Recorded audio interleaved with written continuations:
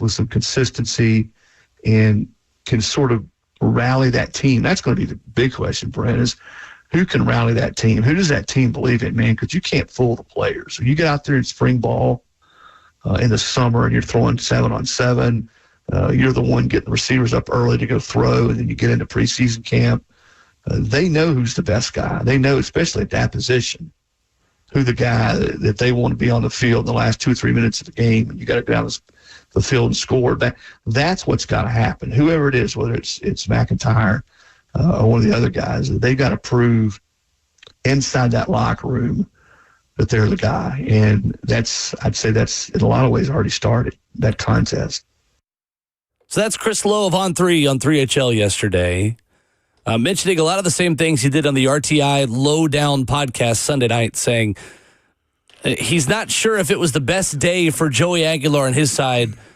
Said one person I trust the most said, looking at it from a lawyer's perspective, he's not sure if it was the best day for Joey Aguilar on his side Friday in court last week. What's your reaction to that? Yeah, your discussion, you brought it up a little bit yesterday, too, like the angle in which his lawyers attacked this. That was brought up time and time again Friday, listening to 99.1 Animal in Knoxville as they were getting live updates somehow from inside the courtroom. It was not as strong as they thought it was. It was about the presence of losing money more than it was how much he didn't have time under the NCAA umbrella. We talked a little bit yesterday after the show, and I told you I had a hunch. I hadn't talked to anybody about it as well. I had a hunch that I feel like this won't go Joey's way. Now, here's the thing about it. How, as a fan base, will you feel in the fall with a young, inexperienced guy being under center? Or if it is Joey, I feel like most of this fan base is going to be like, yeah, or yeah, either way. It won't matter in the end with who's under quarterback, the way I look at it, man. The way the NCAA lawyer closed his statement as well, mentioning how much he loves Tennessee and he's a season ticket holder. The judge essentially saying the exact same things as well. I thought when the judge said he was going to take time to think this over, listen to me, I make hard decisions probably once or twice a year with some of the stuff that I do. And, like, you need time to think it through. You got to look at every facet. You got to think about personally your responsibilities as well. And, like, this judge is a Knox County guy, or at least lives in around the Knoxville area. I'm sure he's not just sitting up in the stands. He's probably going into people boxes and, like, seeing some of these big money folks around the University of Tennessee that love Tennessee football as well. It's got to be weighing heavy on him. And for him to take this much time to come to a ruling, he's trying to find every possible angle to make himself feel better about saying no to the University of Tennessee. That's the way I viewed it. And then the other part of it as well is the perception of you being very pro-UT if he does allow Joey Aguilar to play. Well, and I do think, to your point earlier, you mentioned the argument I made yesterday, the fact that there is a Tennessee allegiance on both, well, really, three sides, on all three sides of this case is interesting. From the judge side to obviously Joey's representation and representing a Tennessee athlete who's trying to play more for Tennessee. And then the NCAA lawyer, who is a Tennessee law grad, who's kind of playing into that fandom as well, to say, like, his end of his opening statement was, we're Tennessee. We don't need to circumvent the rules in order to get somebody eligible. And I think that's really interesting because I don't think he would be able to play that card and pull on the quote-unquote heartstrings of a local judge anywhere else other than Tennessee because he has allegiance to one place. Yeah. Yeah. And not just that, he's going to school in here. I think he went to Tennessee Tech as well. Yeah. Played football at Tennessee Tech and went to Webb School in Knoxville. So the case is going to handle itself. I kind of wanted to go a little bit further than what Chris Lowe had talked about in this conversation too. All right. So it's funny looking at these, I guess, projections now of college players. I do think they come out more ready than they ever have been physically. I know George has his questions as far as gaining weight and stuff like that, right? You mean come out of high school? Coming out of high school, okay. More ready. Sure. Ready to play in college, okay? Yeah. George has already had a year under the tutelage of Coach Hypel and his staff to get more ready. So this would be 2 calendar years where he can build himself up. We were having this conversation about David Sanders Jr., but look how he performed under stress as a true freshman, right? Like, so this storyline, I feels like, is all for everybody to make themselves feel comfortable about why you need to let Joey Aguilar play. When here's the thing, being in a college program for a year and you are really buying into the program as far as weightlifting, adding weight, mentally being ready, learning the playbook. Like, I don't deny that George McIntyre is going to be able to do that. Like, I hate this conversation because I've been in those shoes and I know, like, training in the offseason is hell. And everything that your trainers and coaches are asking you to do, more times than not, you're going to do it. This is a guy who has the opportunity to be the starting quarterback in the fall for the Tennessee Vols in his home state. Like, I think this conversation will die off quickly. I think George will be able to add the weight. And here's the other side as well. Every player has a deficiency when it comes down to their game. Weight, I don't think, is one of those tough things that he's going to have a hard time managing. What does he need to get up to? 215, 220? Like, I don't want to make it seem like it's easy to do it, but I do think this is a big nothing burger when it comes down to the conversation of can he gain weight or can he not? Like, we still got 6-7 months before you end up putting him on the field in that manner. So I'm looking at this conversation now. It's just, this to me feels more of scare tactics to make sure you have George. I mean, that you have Joey Aguilar. I'm not thinking too far into this one. How confident are you that Joey Aguilar gives Tennessee its highest ceiling in 2026? How confident am I? The offense tells me a year 2 quarterback in this offense does amazing. And that's where it plays a part to me is right. I'll sleep happy knowing that he's capable of doing it because all the quarterbacks have played 2 years, except for Joe Milton, to be quite honest with you. Well, he played multiple, too. He just got benched his first year and hurt. But, like, that second year for him wasn't what it was for, I guess, Hendon Hooker or other quarterbacks before him. It was serviceable. Maybe, but, I mean, his statistics were still really good. They were. They weren't bad. On surface level, like, yeah, he got better. Everyone has made a year 2 jump. I guess my issues is this. One way or the other, he's going to have to go through this, George McIntyre, either at the University of Tennessee or somewhere else. One day. Exactly. Right. What's the difference in him proving it versus David Sanders proving it? Different positions and same pressure. Physical readiness.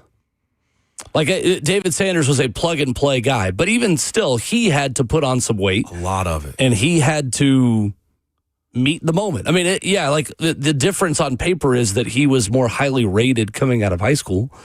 But, yeah, you're right. I mean, I appreciate the way you look at this as a player in that, like, when you put on the orange uniform, everyone kind of gets a clean slate. Like, it's the same reason you don't wear your high school letter jacket past really your visit day when you go to college. Yes. Like, what you wear in high school and what you wear before you enter the weight room is kind of done. Like, everyone's there to work. Absolutely. And everyone's there to eventually prove themselves. And at some point, yeah, you got to trust your high school evaluation. You do. And that's where I sit when it comes down to George, to be quite honest with you, is like, if David Sanders can add all the money, all the weight that he did last year and be ready and be serviceable, not just that, but play well and physical.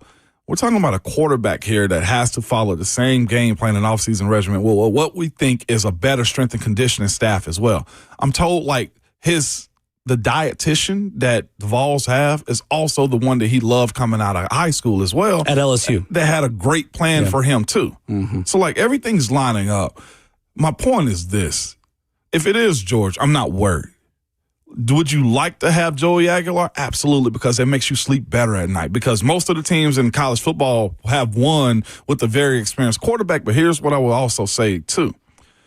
Carson Beck didn't bring Miami a national championship. He got them there. You got pretty dang close. He got close.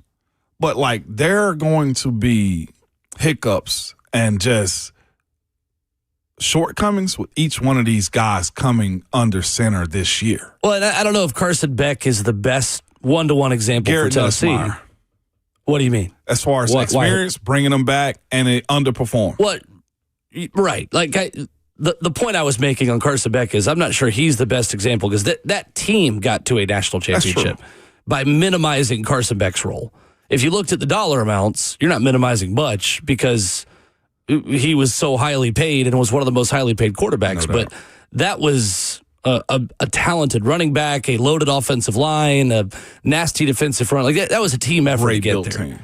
Clemson's quarterback. And that's what Tennessee hopes it is more in 2026. Less of a quarterback-driven offense, high-flying attack that can only win one type of game, and more of a team more akin to what you saw in 2024 when you had a really good defense and a serviceable offense. It kind of flipped for them. I cannot, with 100% certainty, tell you Tennessee's got a higher ceiling with Joey Aguilar than George McIntyre. What I can tell you is that Tennessee has a higher floor with Joey Aguilar than George McIntyre or Faison Brandon. That's where I'm really conflicted on this. Because on one hand, I would love to agree with the NCAA lawyer. And in a lot of ways, I do. Tennessee shouldn't need to bring back a mid-20s quarterback for another season and try to circumvent the rules in order to be good, and especially Ramon not at quarterback. Because I will always trust Josh Hypel to have Tennessee at least solid at quarterback. I don't care who it is. I mean, as long as the guy's on scholarship, I feel pretty good about where Tennessee is at quarterback every season. And this past year with Joey is honestly the best example of it. And how the guy was there for about 20 minutes. Threw him out there, got him fit for a helmet, and he went and looked really good against Syracuse in week 1, and all of a sudden we were off and running. We had a quarterback again. I just don't really worry about quarterback all that much. I would rather ride with George McIntyre or Faison Brandon. But I also understand that I'm going to be excited if Joey does win this, because I still think there's a very good chance he does. I'm still going to be excited for it because of what it means for Tennessee's floor in 2026 as well. And that boils down to what Chris Lowe said as well. Who rallies the guys? Like Joey Aguilar already has, right? Like he's won those guys over. Those dudes had career years, 3 wide receivers that had over 700 yards each this year. Joey Aguilar was a big part of that. What you need, to your point, though, as well, is like a guy that wins the locker room over, get a lot of reps, and understands this offense. And I think that quarterback is going to be fine regardless of who or which one it is. Now, again, the durability side of what everybody's questioning about George McIntyre, I fully understand. But we're talking about a college athlete that has the ability to train 7 days a week, that has a meal plan on top of it as well, and that I know or you know as well is a really good athlete. Getting down and protecting yourself is a part of the process as well, and that's where I think he extends his durability. But the point that everybody's wanting is, can he make plays for him? He's talented. You've seen him. I heard the station, our sister station in Knoxville, questioning, his high school stats. The best year that he had at BA was a very similar offense to what Josh Hypel is running. As a sophomore. Saw him in the spring game. He can sling the ball. They were one bad call away from beating Baylor in the state semifinals and playing for a state championship with him as a sophomore starting quarterback running the exact same system, within reason, to what Tennessee is running right now. He has run the Tennessee offense before in high school. Yes. And so also to the people that bring up the conversation, well, what do you do with, the 5 stars that you've brought in? I think Chris Lowe answered that question for us as well. That's a $5 million room minimum. But if Joey comes back, he gets over 2. The fact that George McIntyre is close to $1 million or over $1 million as well, like that's enough of a reason to sit, right? And then you got the freshman Faison Brandon coming in, probably over $1 million himself. Like, the buy-in has been there to the guys. I would almost think that their camp should understand, like, this is a business as well. If George or Faison choose to leave, like, the commitment of paying funds part of it has been there as well. It's part of it. I mean, you're planning out 1 or 2 at most years in advance. More so than you ever used to. You used to plan, 2, 3, 4 years in advance? At least. It's survival. It's survival of the fittest for college football coaches right now. And we got a comment in the F and Bake chat from our friend Zach, who says, I'd rather George win 6 games and improve than win 10 with Joey and no playoffs. Zach, I think you're probably in the minority with that opinion. You are. You'd always rather win more games. Because even if you won 6 games with George McIntyre, I love George. I want George to be successful. There's no guarantee George will be back. That's true. So then, who are you improving for? Are you improving for Tennessee, or are you improving for insert college name here? You'd always rather win more games in the short term, because there's no guarantee that your growth is going to matter for you, or if it's going to matter for another football team, or if your coaching staff is going to survive.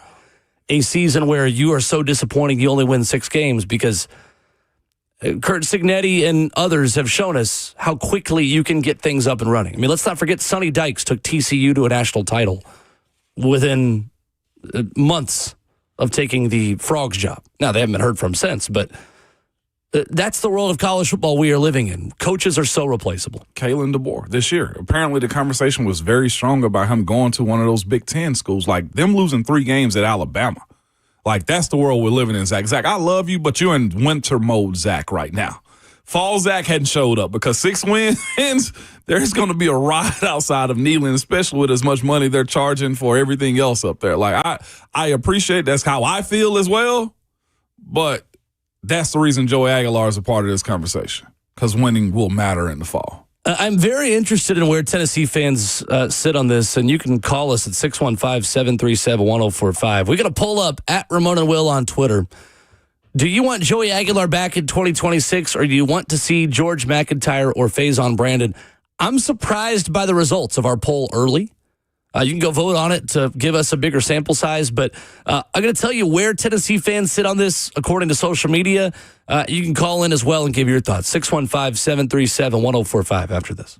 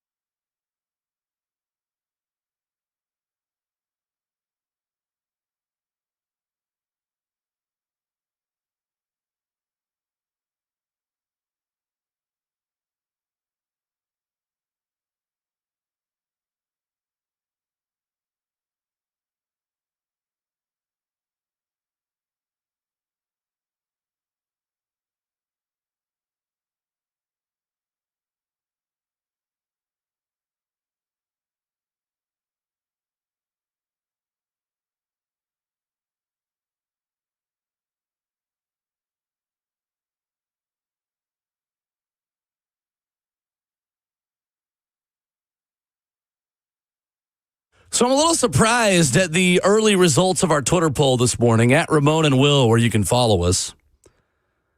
Asking the question simply, do you want Joey Aguilar back, Tennessee fans, or are you ready to move on? I'm almost curious, Ramon, if we've got some rival fans that are influencing the poll a little bit, but maybe not. Maybe not. And you can call us and let us know, 615-737-1045. 68% of you are ready to move on. That's way higher than I expected. I thought it'd be close to 50-50, if not a majority wanting Joey back, Ramon. I think a good bit of our fan base is just tired of the stereotypes that we get as well, too. Just like we're this time, we're not going to be like everybody else. Like when you look at how all of these situations have unfolded as of late with Nico's situation, right? Like that right there opened up a can of worms that the Vols were part of. And I just think now it's pour into the school that's doing it the right way. Like I'm with the lawyer from NCAA. Like we don't have to do this. I'm with it if we win it. But in the early parts of it, when Coach Hypel's paid $9+ million a year to go coach, go do that thing, man. We're all right with being the villain in baseball, though, so I don't. We are. That was new, though. It's certainly the persona Tennessee fans take on. It is in the spring. I don't know. I think there is a level of anticipation and trust in the young quarterbacks. I think that's it for me. I think people are just ready to see the new thing and the new quarterbacks. And I do think that maybe there are some opinions slanted on how much the offense kind of sputtered down the stretch in November and in the bowl game. If I can project something on you, I feel like you're torn as well on this. Oh, I've said it. I'm torn. Yeah. I said it 5 minutes ago. Listen, it's no secret. I've watched George McIntyre play football here in Nashville since he was a 15-year-old. Yeah. This is the element of college sports that has been so fun for so long. You get invested in a young athlete's career. No doubt. Like when they learn how to drive a car, you want to see that guy through. Mm-hmm. And you want to see that guy towards starting as an in-state quarterback for the state school. That's an old school way of looking at it. And I know I'm probably naive in wanting that, but I think a lot of you are probably like me in that it's cool to have a Nashville quarterback be the starting quarterback at Tennessee. Now, that's not the main reason I want him to start. Right. I want him to start because I happen to think that he's a really good fit for this offense. Right. He's wired the right way to lead Tennessee football as the leader of everything, as the quarterback always is. And again, I can't prove to you that Tennessee's ceiling is lower with George than it is with Joey. We've just seen it with Joey. I think there is a world where George McIntyre hits, stays healthy, and is able to show what I saw calling a lot of Brentwood Academy games. The guy throws as accurate and as pretty of a deep ball as I've seen from a high school quarterback. That's what I'm enamored by because I think he is a really, really good fit for this offense, and I think he's wired the right way. I'm with you there. Chris in Hermitage, first up, talk about Joey. Good morning, Chris. Good morning, guys. Appreciate y'all as always taking the call. Yep. I'm in the camp that I think that the Tennessee fans should want Joey Aguilar back because, I think at any position more than any other, snaps matter a great deal at quarterback, especially in a competitive conference like the SEC. And I believe in George McIntyre, too, and I think that he's a great young quarterback. But, we kind of seen this song and dance a little bit between, Quinn Ewers and Arch Manning. They pretty much forced him out of Texas, and then they thought Arch was the second coming. And then they saw his growing pains, and then people had a lot of second thoughts and kind of missed Quinn Ewers for a little bit there. And then lastly, I also think, obviously it's a bit of there's pressure building on Hypel going into this year, and I don't know if that's the year you want to let a veteran go and then roll out somebody you really don't know anything about for Hypel. But that's all I got, guys. I appreciate y'all as always. Y'all have a great day. You too, Chris. Appreciate it. He's spot on. Yeah, and it doesn't come down to Hypel letting him go. They want him back. Yeah, it comes down to the courts letting him go or not. And then Chris brings up the point that I think we've brought up is the wins and losses at the end of the season. I ain't saying Hypel under pressure. But every coach I is. Hypel's under pressure.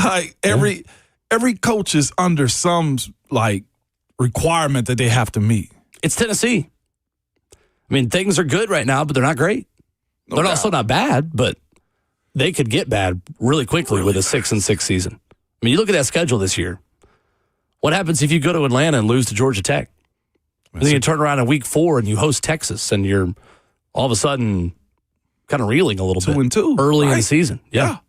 Nobody's coming to save you in a 9-game SEC schedule. So, yeah, I understand the fear. I understand the feeling of wanting experience, considering you're going into a 9-game SEC schedule for the first time in program history, and you need your full artillery to head into those battles. Who's the last freshman quarterback to hit? Like, Arch Manning didn't hit the freshman year.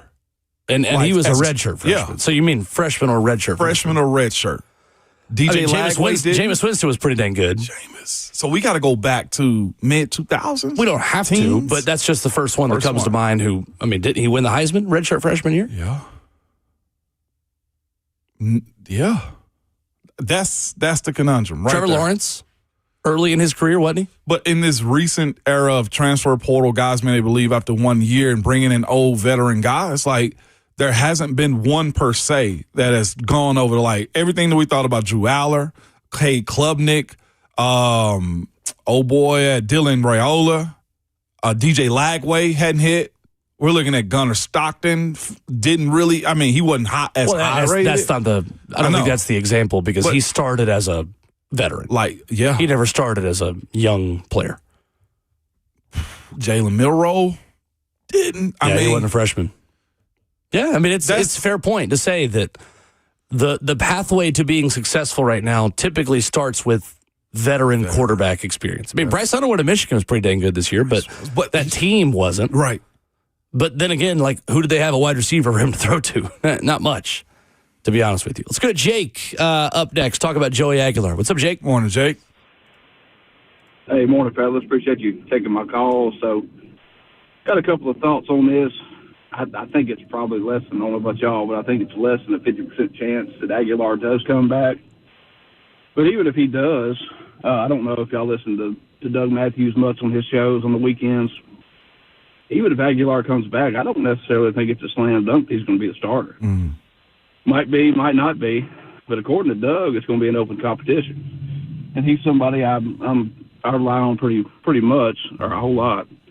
But sure. Anyway, I don't care. Talking about this 6-6 talk, I don't care if the Easter Bunny's playing quarterback next year. They better not go 6-6. See, yeah, that's not going to get it going into year 6, in my opinion. Yeah. Ramon, I know you've been a little. You're certainly not critical of Hypel, and I don't think you should be. I know you're positioned up there, but I don't think there's any way he would survive 6-6. Yeah. Appreciate you taking my call. Appreciate it. I can be real about that, Jake, as well. Like, the pressure to perform is always going to be there. Like, I do look at Hypel's situation with expectation that he set. The amount of money that's being poured in, the guys that you were able to recruit, the new coaching staff. Like, Jake, when you bring in a new defensive coordinator and make a whole lot of changes with the strength and conditioning, pressure's real. I'd say right now in the spring, it's chill. But, like, the decisions on these young quarterbacks is going to be fascinating. Why I don't think he gets fired. Is he under a lot of pressure? Yes. 100% can roll with that. I can be very honest about that as well, especially if the offense doesn't work too. I'd be very surprised if they were bringing back Joey Aguilar to be the backup quarterback. Very surprised. That's too much money, Jake. I'm sorry. I believe what Doug Matthews is saying. Again, I haven't heard him say it. I've not heard that specific comment, so we're kind of going through, playing a game of telephone here, literally, through the phone. But, yeah, I'd be very surprised if you're paying Joey Aguilar $2 million and going through all of this with the risk of making some young quarterbacks mad in the process just for Joey to be the backup. I believe that they want them all to compete 100%. I would be surprised. I may be wrong. I'm wrong all the time, believe me. But that'd be surprising to me. 615-737-1045 is our number. Let's do some bracketology, shall we? Yeah. I've got one bracketologist, Ramon, that I found yesterday who's got 4 teams from Tennessee all in the same region of the NCAA men's basketball tournament. We'll tell you who that is next.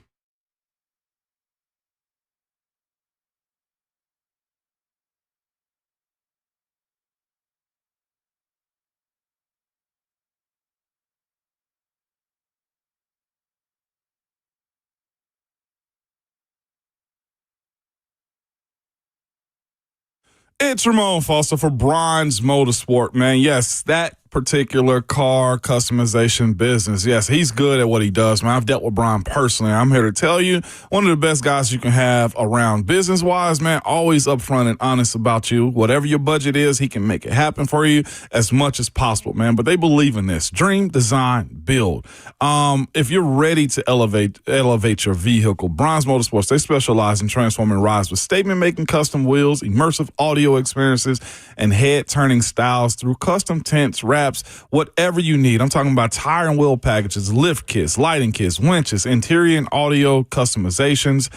Whatever you need, they can do for you. If you're a Jeep or Bronco owner and want the ultimate off-road package, Bronze Motorsports is the undisputed leader of those customizations, man. They can give it something aggressive, off-road appearance and performance, or something real subtle. Whatever you can think of, they'll do it for you, man. And they are just upfront and just uber honest about everything they will do for you. Whatever you dream, they'll design and build it for you. Bronze Motorsports. They're in 789 West Main Street in Hendersonville, or you can go to all their social medias at Bronze Motorsports. Hey, it's Will Bowling. Are you tired of surprise breakdowns and emergency repairs on your home systems? Well, Lead Company Plus gives you a smarter way to care for your home. For as little as $14 a month, Lead Company Plus members receive 4 annual inspections for their heating, air conditioning, plumbing, and electrical systems. Plus, members receive up to 20% off on every visit and have access to exclusive discounts and promotions. You can learn more online at leadcompany.com/plus. Platinum Home Protection starts with a Lead Company Plus membership. It's not a matter of when, or it's not a matter of if, but when things don't work the way they're supposed to around your home, right? You got to make sure you're always ahead of the game. Get that Lead Company Plus membership, just $14 a month. You're going to get those 4 annual inspections for your heating, air conditioning, plumbing, and electrical systems. Online at leadcompany.com/plus. That's Lead Company, all you need.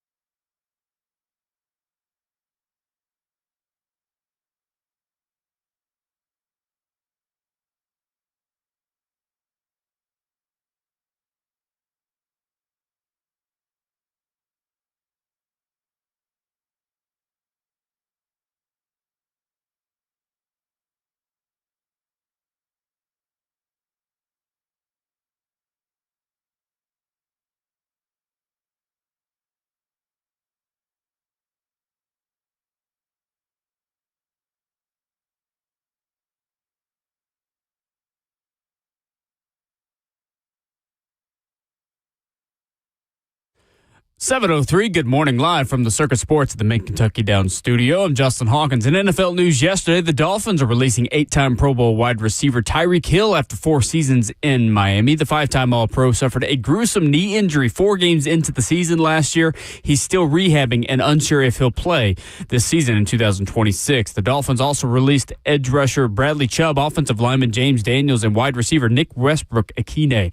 In other NFL news, the Browns under new head coach Todd Monken have their new defensive coordinator as they are hiring Falcons defensive pass game coordinator Mike Rutenberg. Also, NFL teams can now apply franchise or transition tags to a player starting today through March 3rd. Per Adam Schefter, the Seahawks are not likely to tag Super Bowl 60 MVP running back Kenneth Walker. And in the Winter Olympics in Italy yesterday, the women's U.S. hockey team shut out Sweden in the semifinal 5-0, and they'll now face Canada in the gold medal game coming up on Thursday. The U.S. beat Canada 5-0 back on February 10th. For all your foundation repair waterproofing needs, you got to go to USSTN.com. Breaking news at once on your home for the Titans and Vols. This is 104.5 The Zone.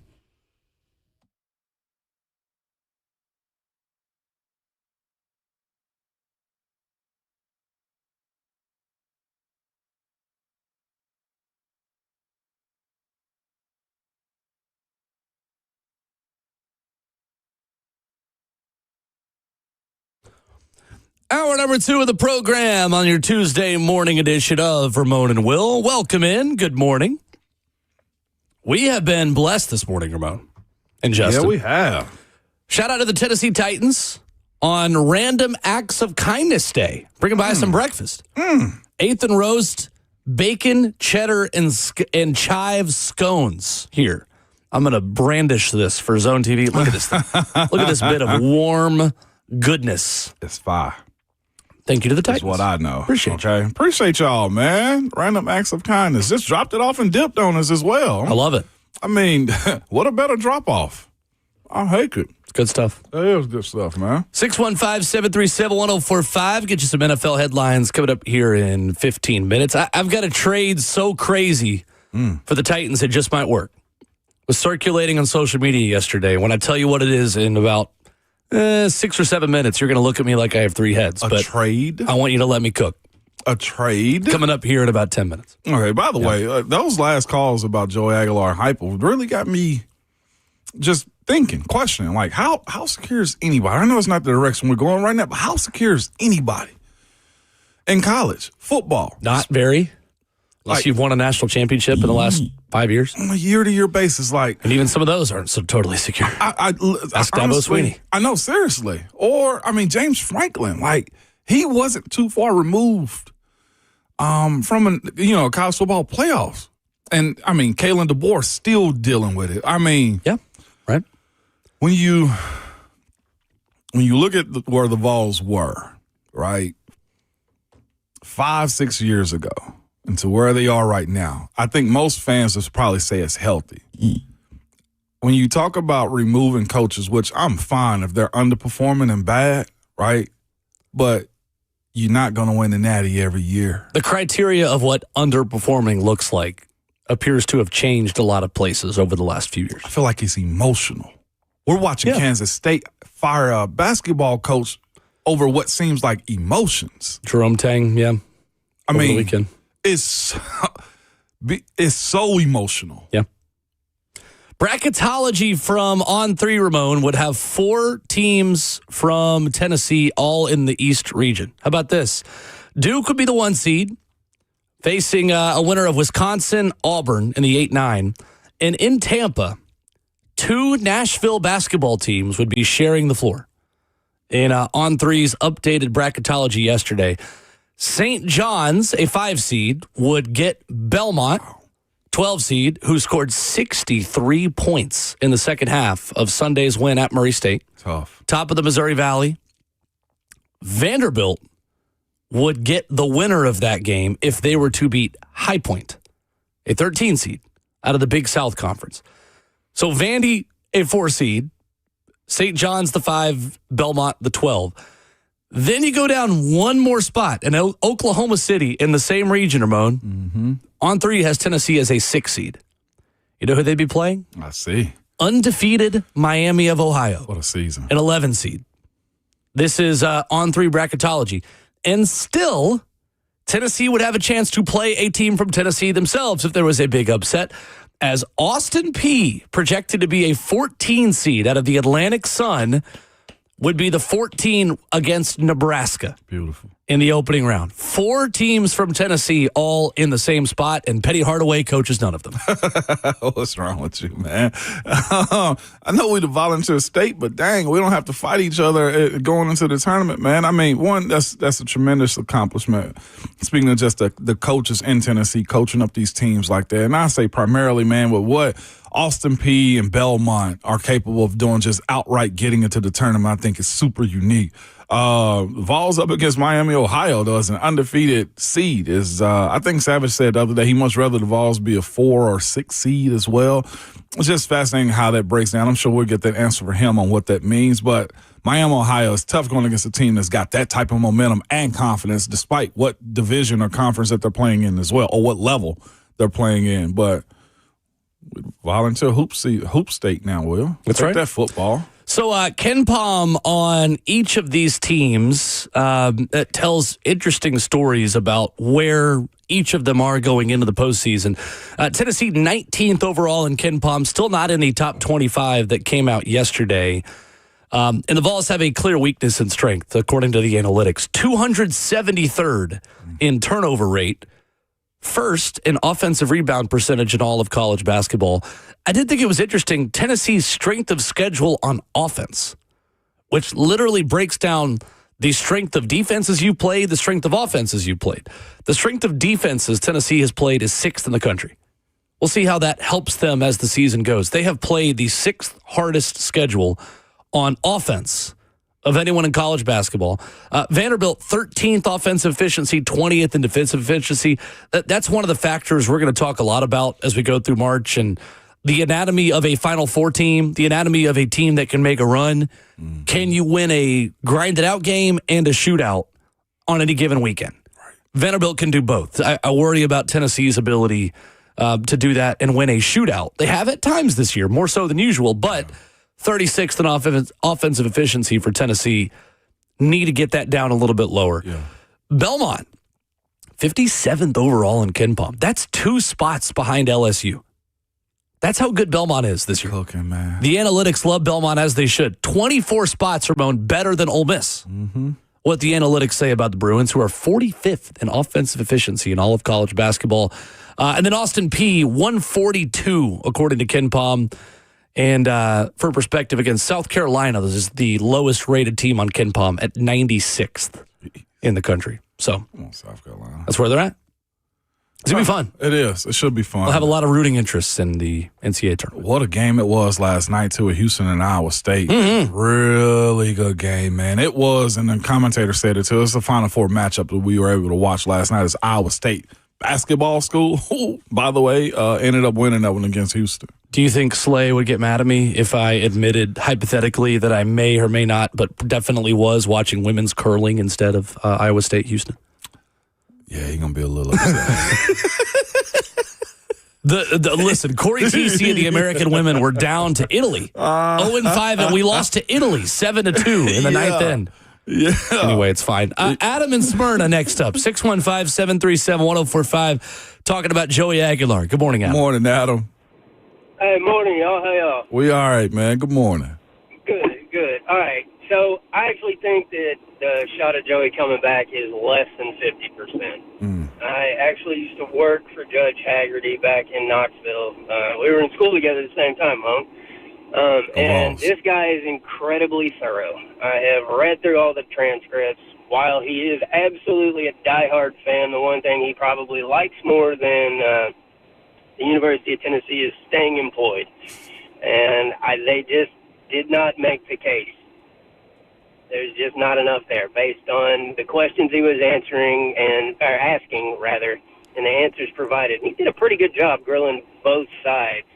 It's just I don't think the causality or, just definite proof that, that the NCAA has acted in any type of anti-competitive way here has been made. So love to see him back, and, it would probably be, given the given the competition on the roster, think another maybe Justin Worley, Matt Sims situation where he's there for a few weeks till he struggles, and then we've got a new starter. Adam, real quick, I was just curious, and because we were talking about this yesterday, were you surprised the case was so based off of the money and financial element and not the JUCO year part of it? Because it seemed like a lot of the conversation was more about finances than it was making a JUCO year not count anymore. Oh, yeah, absolutely. I mean, that's kind of, when it comes down to the money and the irreparable harm, I mean, those cases have been failing left and right. Let's make the argument about something, different. And that's got to be the junior college years. And that really was not covered all that much. Yeah. I don't know why Aguilar's attorneys switched gears there, but that's definitely a head scratcher. Interesting. Thanks, Adam. Appreciate the call. Good stuff. Appreciate it, Adam. We'll talk more with Austin Price about that at 8:20 and maybe the thinking behind that and the way it all went and all those VolQuest guys who were in the room.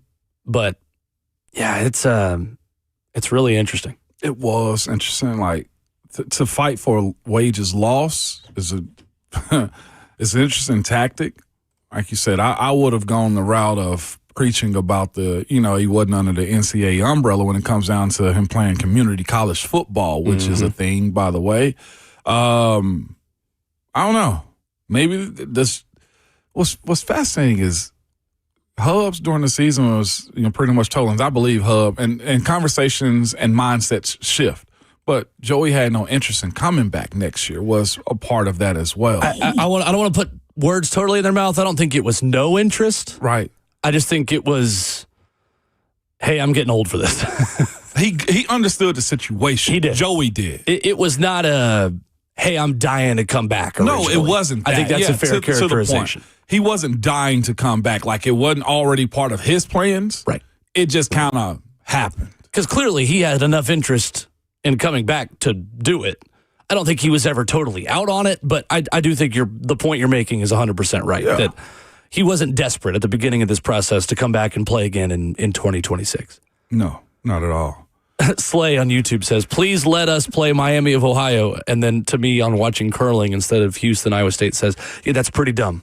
Listen, I needed something that was not going to totally capture my attention because I was prepping for Nashville SC New England Revolution this weekend.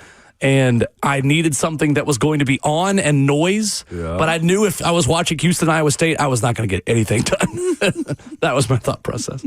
Didn't say it was smart, but that was my thought process. It was a very entertaining game, by the way. Really good. It was really good. Really good. 615-737-1045. Should the Titans trade for Tua Tagovailoa?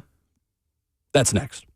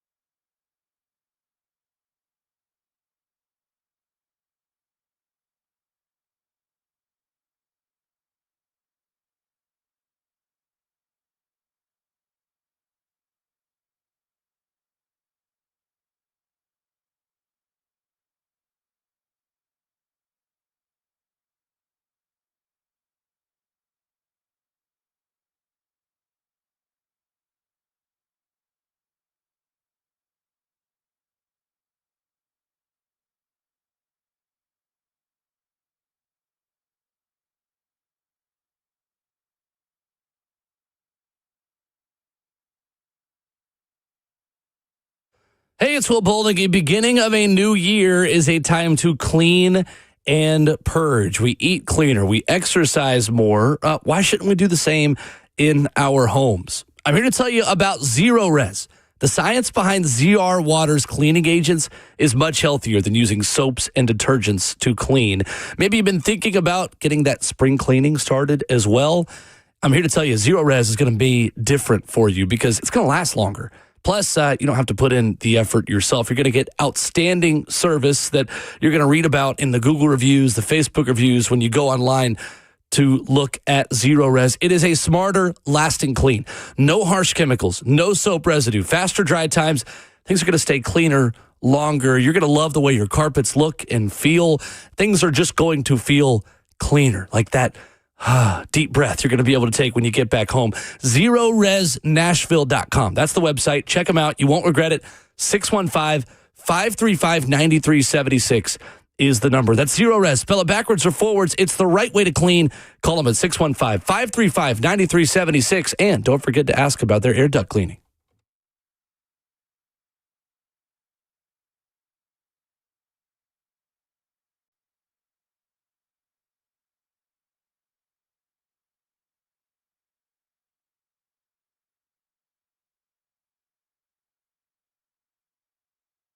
Are high-interest credit cards and other loans sucking the life out of your finances? It's time to say no more. Let Loan Pronto tap into the equity in your home and get the cash you need now so you can pay it all off. Hey, it's Will Bowling. Corey and Jack called Loan Pronto.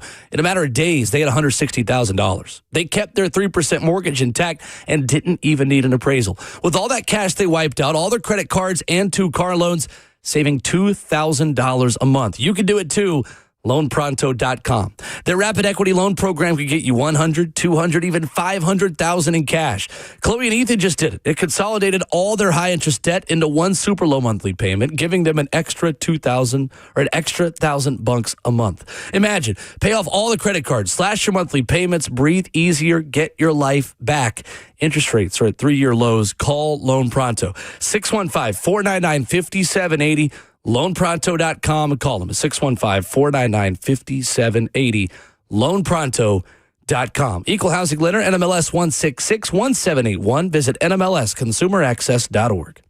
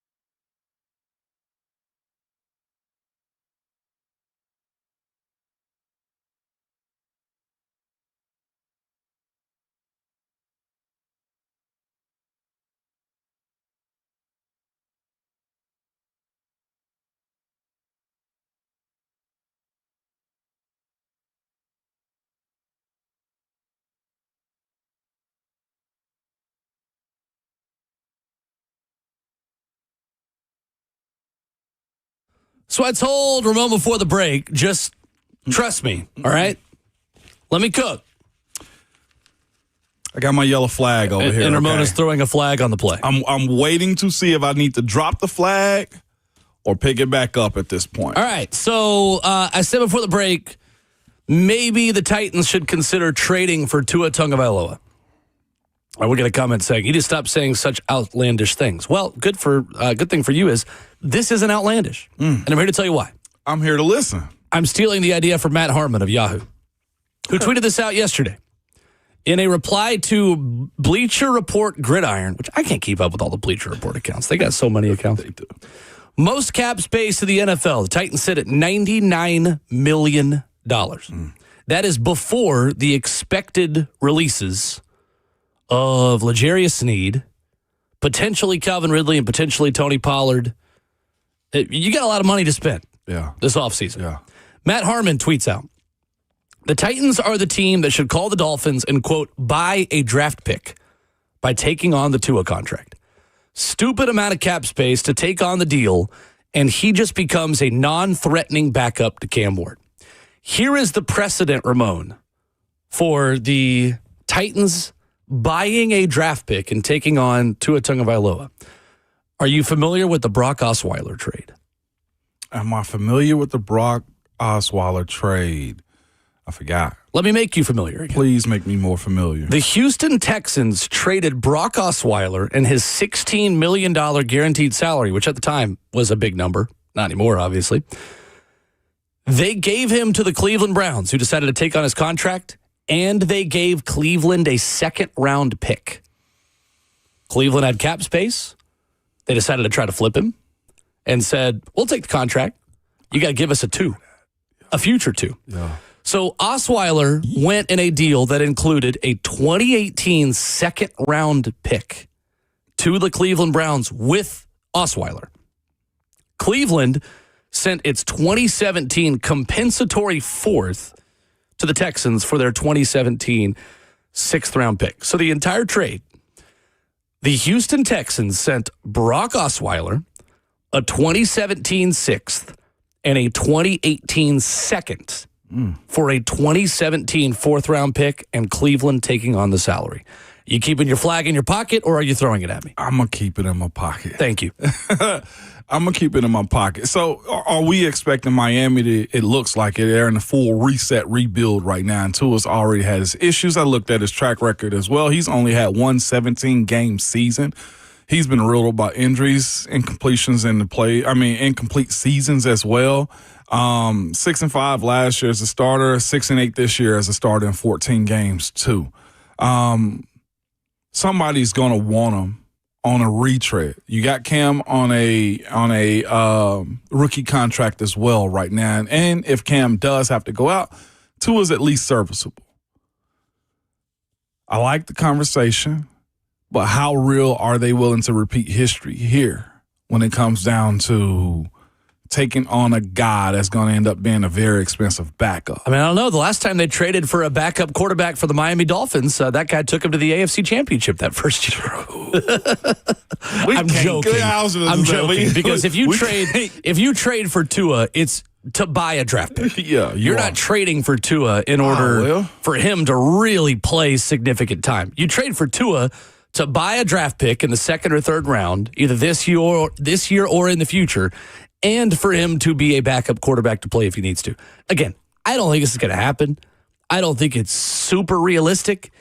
I do think it is something worth considering for a team of the Titans that has so much cap space. So the real question is, how does everybody else that view Tua moving forward with this money that's attached to his contract as well? Like, when I'm looking at it right now, so you can get out of this contract in 2027. Yes.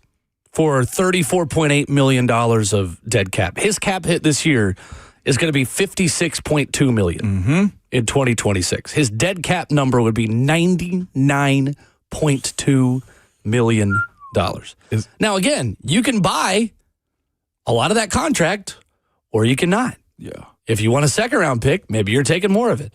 If you just want a 3rd-round pick, you could take a little less of the contract. Maybe you just want a 4th-round pick out of all of this.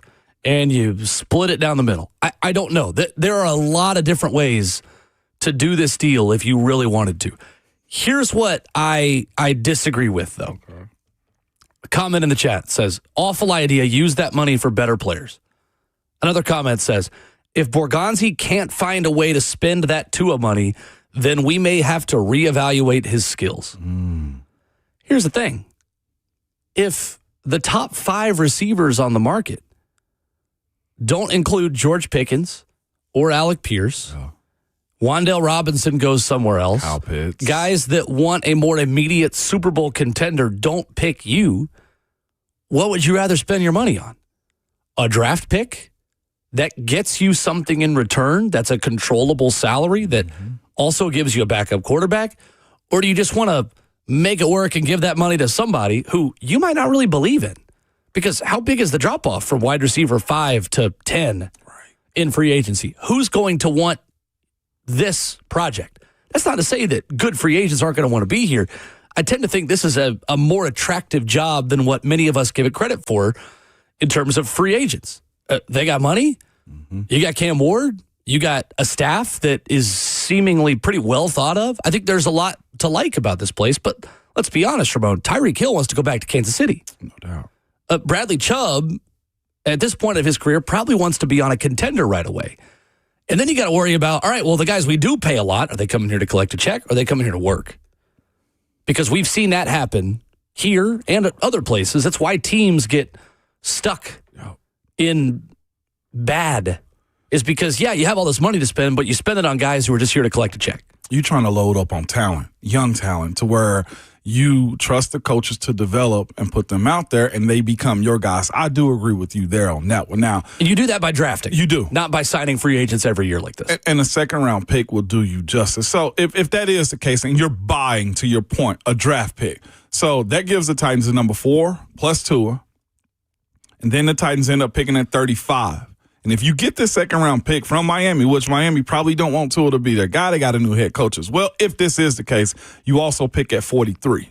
That's 3 picks within 43 picks right there. And I think that if you're looking at, do you go get a wide receiver in the second, in the first pick? And then Daniel Jeremiah tweeted out last night, there are some starting cornerbacks in round 2. And also, this gives you more ability to take the best football player available to you with the 4th pick, to where you might be more willing to take the can't miss Caleb Downs, right? Understanding that you can still evaluate and address edge rusher and corner, or corner and receiver, or edge and corner in the second round. So if this deal could go through and the Titans trade for Tua with the compensation of a draft pick, it's got to be a second round. Has to be, right, Will? Because we're doing them a favor, is what the Titans will be thinking. So you get 4, you get 35, which is your own. You get Miami at 43. What's crazy in the third round is this. You also get 66. You're picking second pick in the second round if this holds true. So that's 4 in the top 66 picks. Where I think this breaks down is on the Miami side. Because I do think, and again, John Eric Sullivan is the new general manager down there, and that's Chad Brinker's guy. Mm-hmm. That's the guy that a lot of people thought was going to be hired as the GM here last year. Mm-hmm. So there's a relationship there between John Eric Sullivan and Chad Brinker and these two organizations. I think it breaks down on the Miami side, because I think if they are to the conversation we've had about Brinker and the Titans, quote unquote, draft and develop organization, I'd find it hard to believe they would want to give up an immediate second round pick that could help them have cheaper contracts and controllable football players themselves. Simply making the argument as a hypothetical that from the Titans side, I think it makes a lot of sense. I actually think it doesn't make as much sense from the Dolphins side. So it's funny hearing this deal kind of unfold right here. We actually got a call we'll take too, but I look at our YouTube chat and I'm just looking at the comments that come back and forth. Like you said, a lot of people's awful idea. And there's one in there, Duck goes, Tua turned the ball over, I think the freak not. And then 2 seconds later, he goes, well, give us a second with Tua. That's what I'm saying. That's what I'm saying. It's exactly what I'm saying. To your point, I'm like, at first I'm thinking, okay, well, what are you smoking on? Okay, which I know is nothing at this point. It's just coffee. But when you look at what you're trying to do as far as building this team up and Robert Saleh trying to play the long game, You can't get everything in free agency. To your point. Blake makes the point on YouTube. Give him Levis. Levis for Tua and his contract and a second-round pick.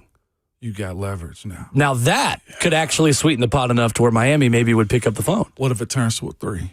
It's got that kind of money. That type of money. You're getting more. So I may need a 2 and a 5 if I'm giving you Levis, I'm taking on the Tua contract. I thought at first I was going to have to throw a flag. I kind of like where this is going. Brian mentions that would take half of the cap space. That's not necessarily true either. Because you're trading for a $53.4 million cap hit or $56 million cap hit does not mean that you are taking on a $56 million cap hit. Again, you can buy portions of that contract or sell it back to Miami. You can make that cap hit what you want it to be. And you're out after 27 as well. And here's the other part, too. Probably. Brian Dable also brought in a veteran quarterback and Jameis Winston. My point is this. Every team's going to need a guy. He fits the same type of style as Cam. I know a lot of people not going to like Tua, the idea that he's backing up Cam. Here's where I think Tua's at in his career. I think Tua's at that stage with his lack of being able to prove his worth as a bona fide starter in this league. He's non-threatening. I think he's non-threatening to Cam in general. I'm willing to have that conversation or scenario be a part of training camp because this could be also what Tua needs. Mm-hmm. Sit a year.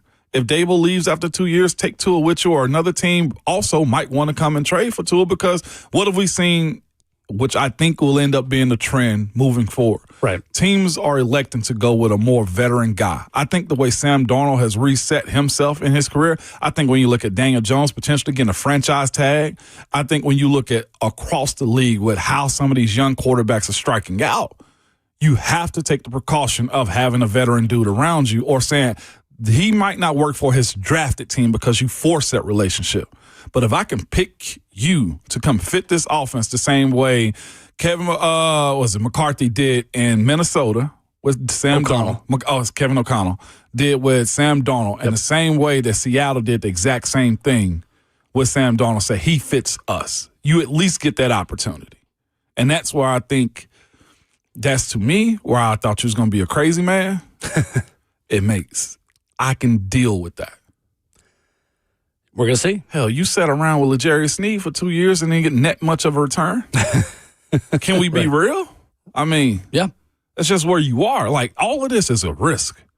And I think if you get very savvy with this and you get you 2 twos, an early 3rd round plus your 1st round as well, like that's 4 premium spots. And you feel like Mike Berganzi and his crew know how to draft players. Lonzo says Levis beat Tua. Why would we want Tua? Yeah, because Tua comes with a 2nd round pick potentially. Mason beat Tua. Yeah, that's true. Yeah. that might strengthen his argument, actually. But I'm just saying in general. Like, that's a totally different staff. You are trading for a draft pick by taking on the Tua Tagovailoa contract and adding a backup quarterback in this scenario. Again, I don't think this is going to happen. I do not think this is going to happen. I don't think it's super realistic from the Miami perspective. I think from the Tennessee perspective, it makes a lot of sense. It's what a lot of money do for you as well with the cap. Yes, it does. It makes you more flexible. Yes, it does. And it helps you continue to be more of a draft and develop organization where the organization has said on the record they want picks in the top 100. They consistently want picks in the top 100. If you go to the 4th round, that's 5 in the top 100. Mm-hmm. Because you're picking at 183 as well. Yep. Is there another 3rd round pick yet? No. Yep. I mean, and 2, we can't do this whole thing of like one quarterback beat the other. Like, you beat that quarterback's defense. Yeah. Like, Bryce Young beat Matthew Stafford this year. So should the Rams want Bryce Young instead of Matthew Stafford? Yes. Heck no. Yes. No, they shouldn't.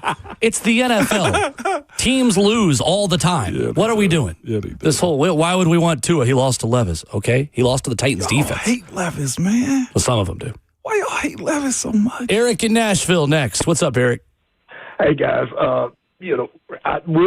I get your point, but my reservations is this. Ramon brought up his injury history, but I'll throw out a few other things. Also, guys, with the exception maybe of the game in Buffalo where I think he played well in the wild card playoff game, he generally played terrible in cold weather games because he was terrible against Kansas City in Kansas City, and that's another reason. Guys, also remember, he struggled against elite defenses, so I just don't know if I'd want him back there. Also, I remember the game, I guess it was our last home game a number of years ago, it may have been during the COVID year or whatever, Miami had come in on a winning streak. I forget how many games in a row they had won and was in the playoff contention. And then we just, beat him up pretty badly. It was cold, raining game here where he did not play terrible well. And I just don't know if you'd want to bring him in.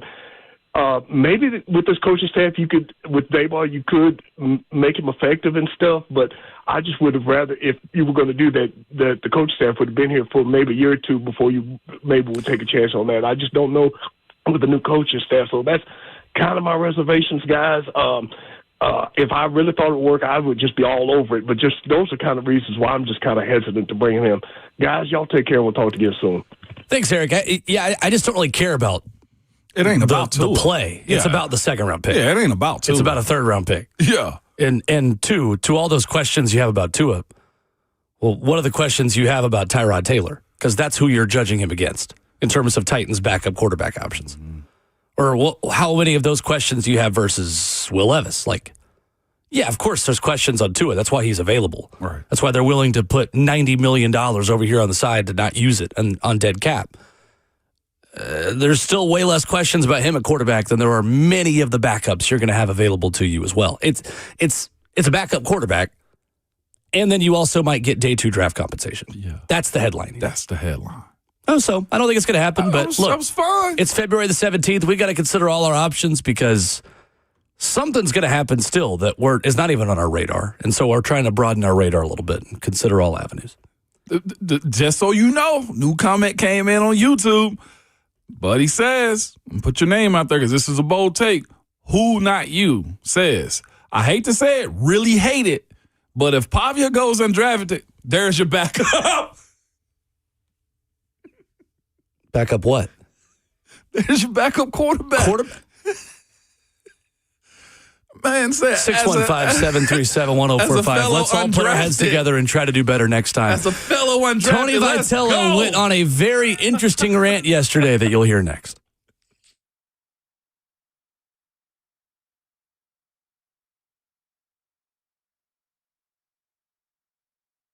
It's Ramon Foster from Medical House Calls, and some people might need it today because they might be feeling unwell with the comments that we make on the show or in our YouTube chat. But I'm here to tell you this, man. Medical House Calls is healthcare designed for you and your life. 7 days a week. That's 7 a.m. to 8 p.m. Same-day appointments are available and next-day guaranteed as well, man. Hear me out. With a simple call or text, Medical House Calls and their teams will assess what you need within minutes. Same as they did with me. I was feeling a little bit under the weather. Told them it was coming on, man. They came over to my house in Hendersonville and administered me an IV, put all those great nutrients in me, got me rehydrated, had me bounce back as quick as possible, man. Here's the thing about it. They get it. Your life just is busy. Your kid's schedule throws you off and you just don't have time to take care of yourself. Well, I'm here to tell you, Medical House Calls will come to you whenever you need them to be there for a simple fee, a flat fee. You get an evaluation, full exam, treatment plan, and prescriptions if you need it. And it's not just that. They help you fight the flu. They give you performance-enhancing cocktails. They are real doctors and nurses that understand how your body is working with what you tell them and the information. But they also want to be a spot that you go to for convenience. That's what I'm telling you. Monday through Sunday, 7 a.m. to 8 p.m. Medical House Calls is where you need to go. Or you can call and text them at 615-838-2375. And make sure you tell them that Ramon sent you.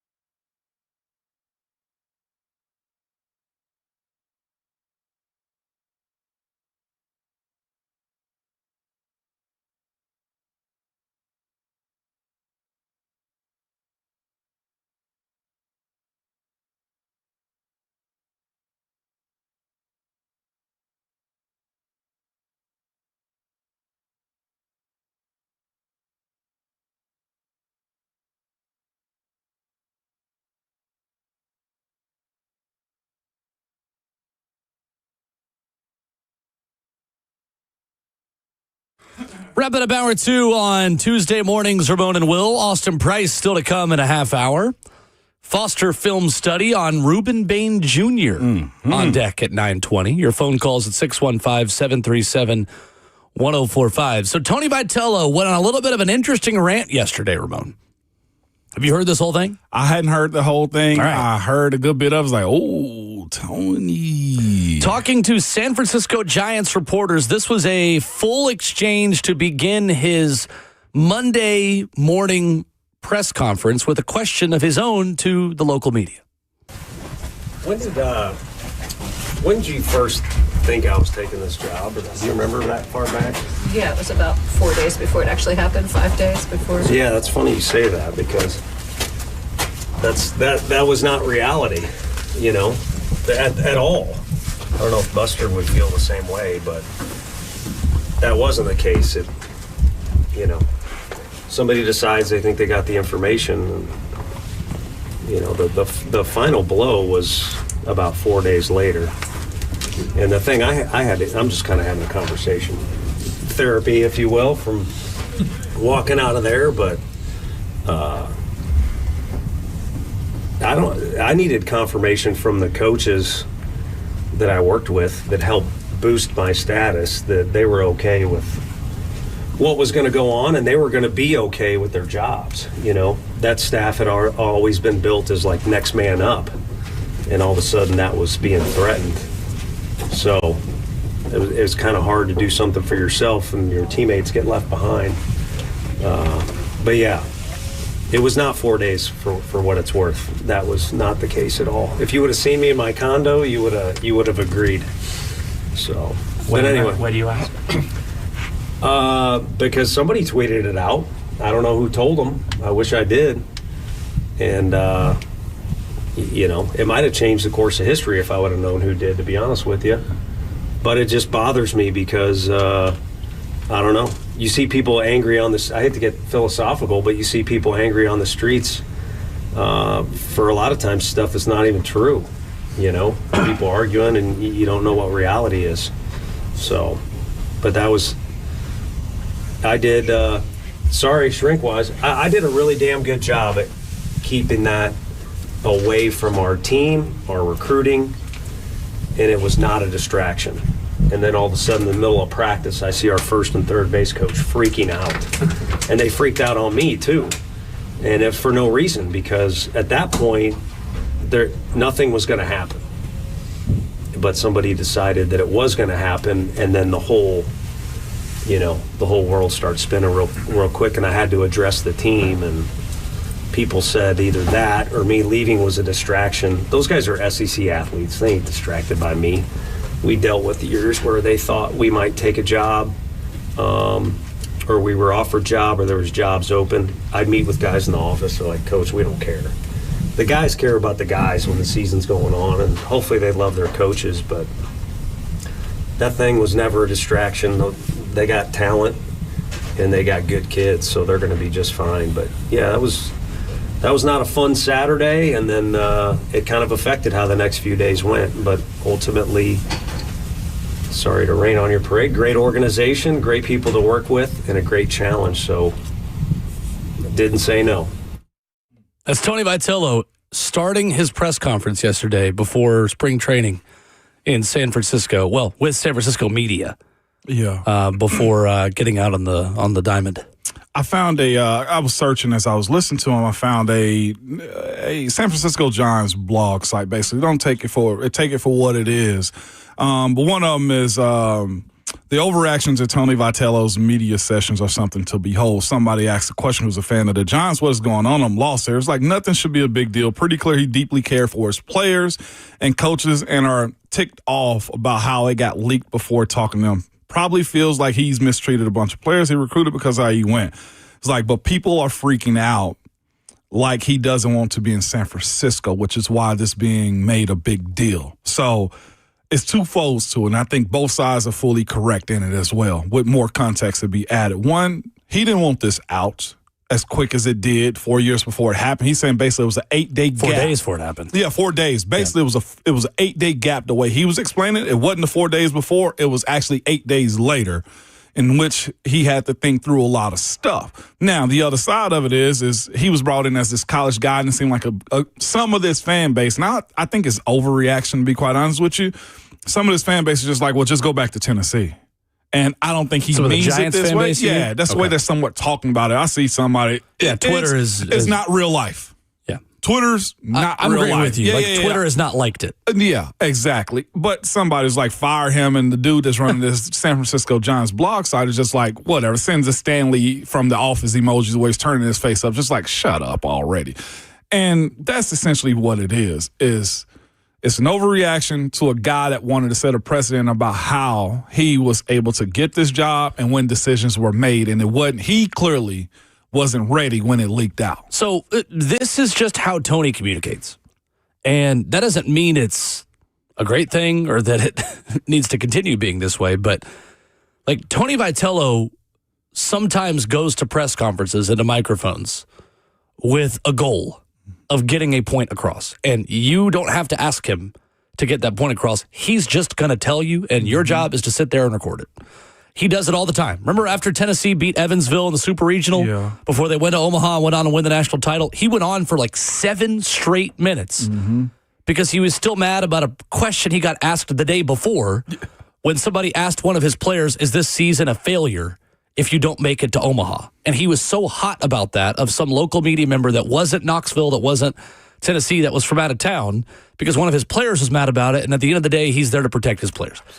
Now, that being said, that's a really unique way to be all the time in a 162-game season when one loss really at the end of the day doesn't mean much. No doubt. So I'm curious how much Tony is going to continue doing this and going to continue being himself and be so emotional. Ramon, this was the question we had when he took the job.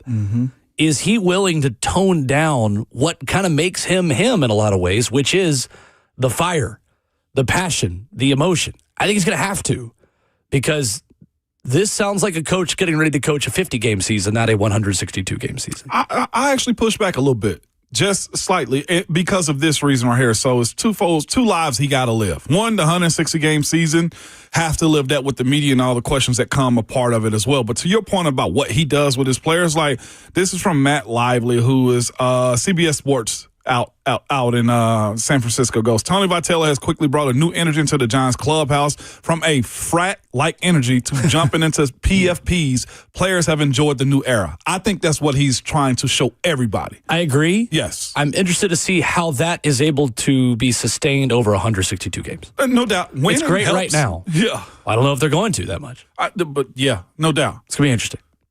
Could be interesting. Coming up, that's one opening day that's on the way. There is another opening day, Ramon, that is today for Nashville Soccer Club. We'll talk about that. We'll look at our poll results for the morning on Vols fans wanting or not wanting Joey Aguilar back as well after this.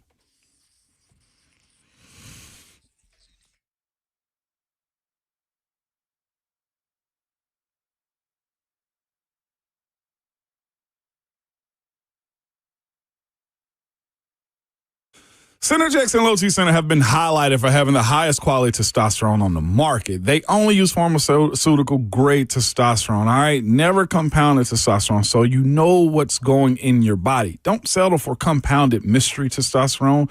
Go with the safer, smoother TRT with real human providers. At Synergex and Low T Center, they dose their TRT more frequently than most other clinics to make sure your testosterone levels are always optimal and don't dip below baseline. This keeps your TRT smooth and keeps side effects in check. They also stay on top of your health with regular medical testing so they can make sure that your TRT is always safe. I'm here to tell you, again, we always worry about the outside, but we need to worry more about what's going on the inside. If you've been feeling tired, just fatigue, and just not like yourself, you need to get over to Synergex and Low T Center, man. Trust me, you'll enjoy the results of it all. To book with them or to learn more about them as well, you simply have to go to getmyhealthfix.com. That's getmyhealthfix.com, and make sure you tell them that Ramon sent you.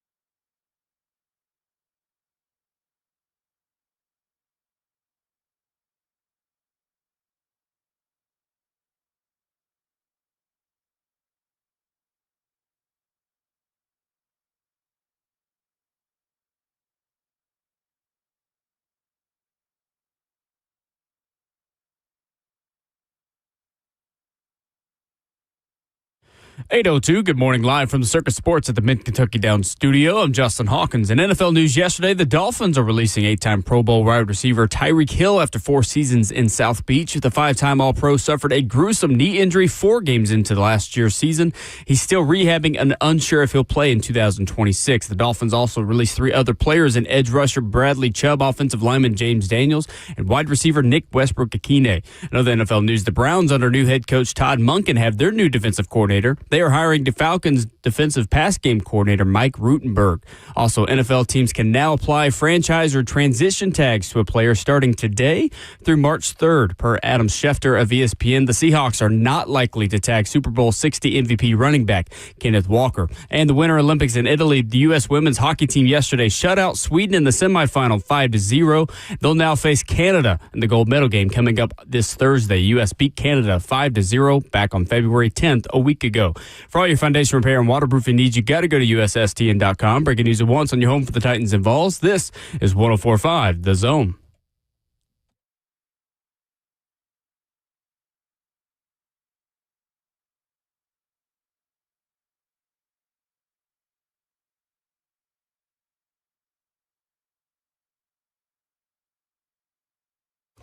Away we go into the second half of your Tuesday morning edition of Ramon and Will.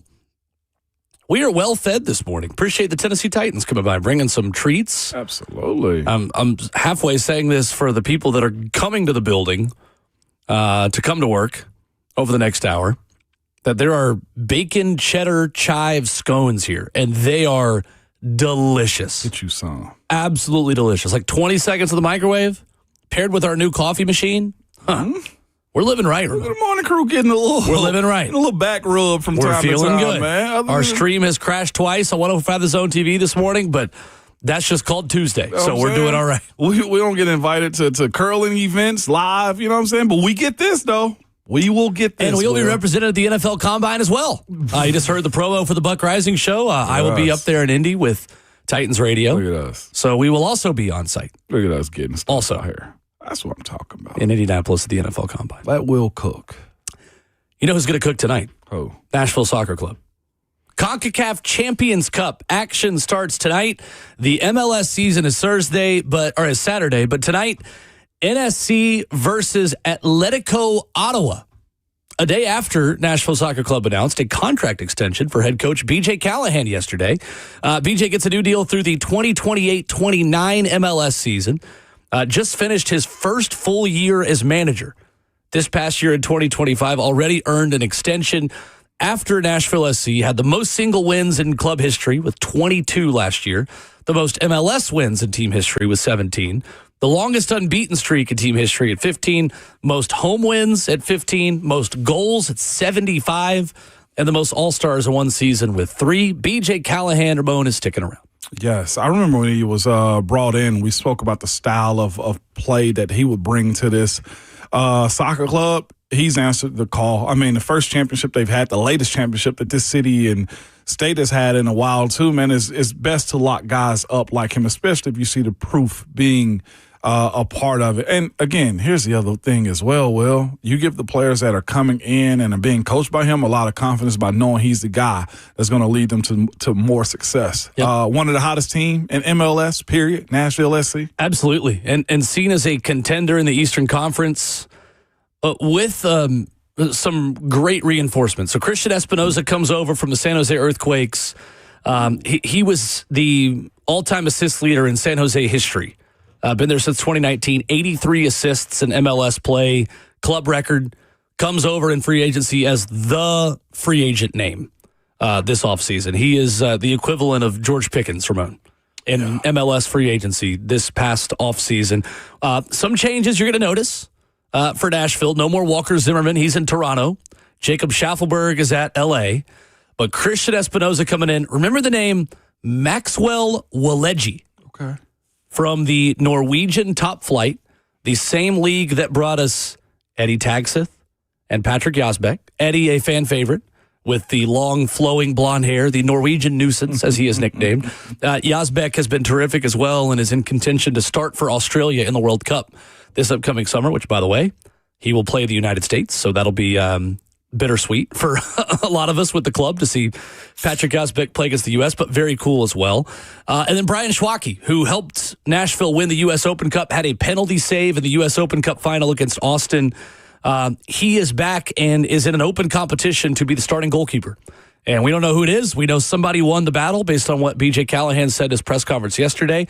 Really interested to see who's in goal tonight, whether that's Brian Schwacke, Joe Willis, or Xavier Valdez, who plays for the Dominican Republic. But this is going to be a really fun team, and I think a team that will play even more fluid and open of a style. Mike Jacobs, the GM, also confirmed yesterday that they're bringing in Reed Baker-Whiting from Seattle for a deal that's been reported around $800,000 to up to $1 million. Big-time reinforcement there at wingback and fullback. There is a lot to like about this team, Ramon, and if you are not a soccer fan or if you are getting into it and just learning about it, they're going to play a really entertaining style that everyone is going to be able to enjoy. What has led to this profile going up as much as it is? Is it the lower levels that they're bringing guys from, the trades, or just the style that they're playing right now on the pitch? Sure. Well, I think first and foremost, you look at the best players have played their best. Okay. Sam Surridge and Hani Mukhtar combined for over 40 goals last season in MLS. That is where you have to start in Major League Soccer. So for a soccer novice, 40 goals is top tier? If you score 50 goals as a team, you are almost always a playoff team. Okay. And those two on their own scored over 40. Gotcha. So that I think is the first thing. In MLS, you have 3 players called designated players that essentially don't count against your salary cap. Mm-hmm. Or you can have 2 and 4 in another way. 3 designated players, for the sake of conversation, is the model that Nashville has chosen for this season. You need those guys to be excellent. And that's half the battle in this league. If your designated players that don't count against your cap live up to their potential, you've got a really high floor. Yeah. Where Nashville has started to progress is their willingness to play young players and develop talented guys that are young and unproven in this league. They have ID'd really good talent around the world. Eddie tags at the Patrick Gosbeck in midfield have been outstanding for them. Christian Espinoza, I think, is going to be a seamless transition signing. Andy Nahar last year set Nashville's MLS assists record by a defender. Had 10 assists last year in MLS play. He was, I think, the unsung hero and maybe the kind of X factor for Nashville SC last season. When he was good, Nashville was great in the attack. Okay. And his elevation of that right-hand side was critical. He's back again this year, has a new contract. You take a step up with Maxwell Alegi, again, coming from that Norwegian league that is really comparable to MLS. It allows guys to kind of step right in and be good right away. And then guys like Dan Levitz and Joe Willis last year, who were mainstays that just learned how to do more things. Mm-hmm. And Dan was more of a forward-thinking, attacking left back versus being more of a stay-at-home guy. He learned how to do new stuff, set a career high in assists. Wow. Joe Willis, late in his career, learned how to play with his feet and pass out of the back. So it was a mixture of young talent they identified and brought in that was new, but also you got to credit BJ and his staff for teaching, this is a simple phrase, just old dogs new tricks, and veteran players how to do new things. And both of those together allowed Nashville to win the U.S. Open Cup and earn the right to play in the CONCACAF Champions Cup. It's not no disrespect to BJ when I say this, but like when he was brought in, or like when you watch his track record as a coach, this was a part of his game, or like this is the perfect fit, ownership, city. Yeah, I asked BJ that yesterday. Of what about the identity and the values of this club line up with yours? Yeah. And he said, like, it lined up very quickly for me. Okay. He said, you hear stories, you hear people in the league and in the country talk about what Nashville SC is and the really good reputation that this place has. Yeah. He said, I very quickly was able to confirm that this is the right place for me. This is the place that I want to be. This is a place that is we before me, a very selfless culture. GM Mike Jacobs has come on this show, and he's talked in a lot of microphones before about NSC DNA. Nashville SC has a type. In the same way that we talk about in other sports and in football, like we want to get to a point where you look at someone in the draft and say, that guy's a Titan. Yeah. We look at Ravens and Packers and Chiefs, say, oh, that guy's a classic Raven. Yep. Nashville SC has that. And Christian Espinoza is the perfect example. A guy that is team first, one of the best assists leaders in Major League Soccer over the last 6 years. who comes in with the mentality of, I'm not here to score, I'm here to win, and I'm here to help out my teammates. However we win. And that may sound really simple. I promise you in soccer it is not. I promise you it's not. There are a lot of guys, and this is the best example I can give before we get Austin on the other side.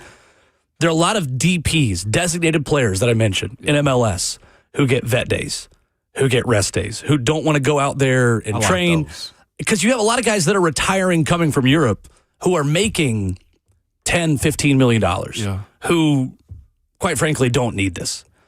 Nashville couldn't be more opposite than that. Sam Surridge and Hani Mukhtar are consistently the last guys out there shooting and trying free kicks and taking penalties and trying things. Like, Hani Mukhtar has turned into such an amazing leader on and off the field in that locker room that it's more than just what the on-field production is, and he's been one of the best attackers in the last decade of MLS. Nashville has star players that care, that are there to win, not to collect a check at the end of their careers. And that model has worked for some teams, and some teams have won championships doing that, and that's great, but that's not Nashville. And Nashville has been able to really build a really, really good culture in a short amount of time and have gained a lot of respect around the league because of it. That's dope. I was going to ask you about Hani Mukhtar. That's dope right there. I'm glad to hear he's become the guy, him and Sam Surridge. That's dope stuff right there. Hometown boys. That's right. 7 o'clock tonight, the CONCACAF Champions Cup against Atletico Ottawa. We will not have that call on the zone as it is Champions Cup, but excited to watch it. Going to be fun. Coming up. That was more than a soccer minute. Thank you. Thank you for allowing me the time. No, we all learned something right there. Somebody asked, how many players on the soccer team, by the way, before you close out the roster? Like 25? On the field, 11. 11? Match day squad, you have more than that. But, okay. That's 25 to 30 you'd have on the entire squad. That's kind of a complicated question because you have Huntsville, who's technically the quote-unquote minor league affiliate. You have the supplemental roster. You have 25 to 30, let's say ballpark. Gotcha. Yeah. Coming up, Austin Price of Allquest, the latest on Joey Aguilar after this.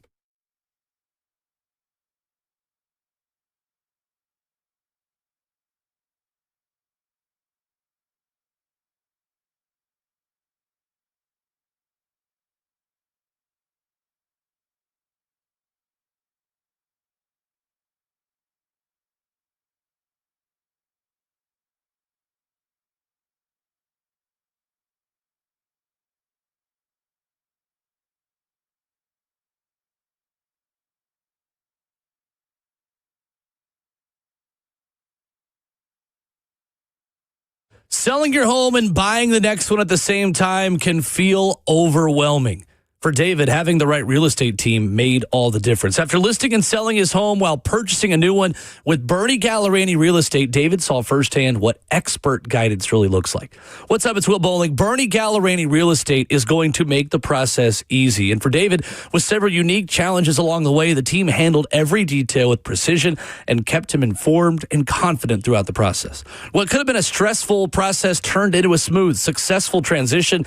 So if you're buying, selling, or maybe doing both at once and want a real estate team that knows how to navigate even the most complex situations, call Bernie Gallerani Real Estate today. And who says there are no guarantees in life? Check out Bernie's 30-day guaranteed sale program.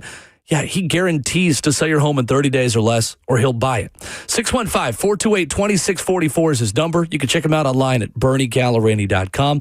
That's 615-428-2644. Bernie Gallerani Real Estate, online at BernieGallerani.com.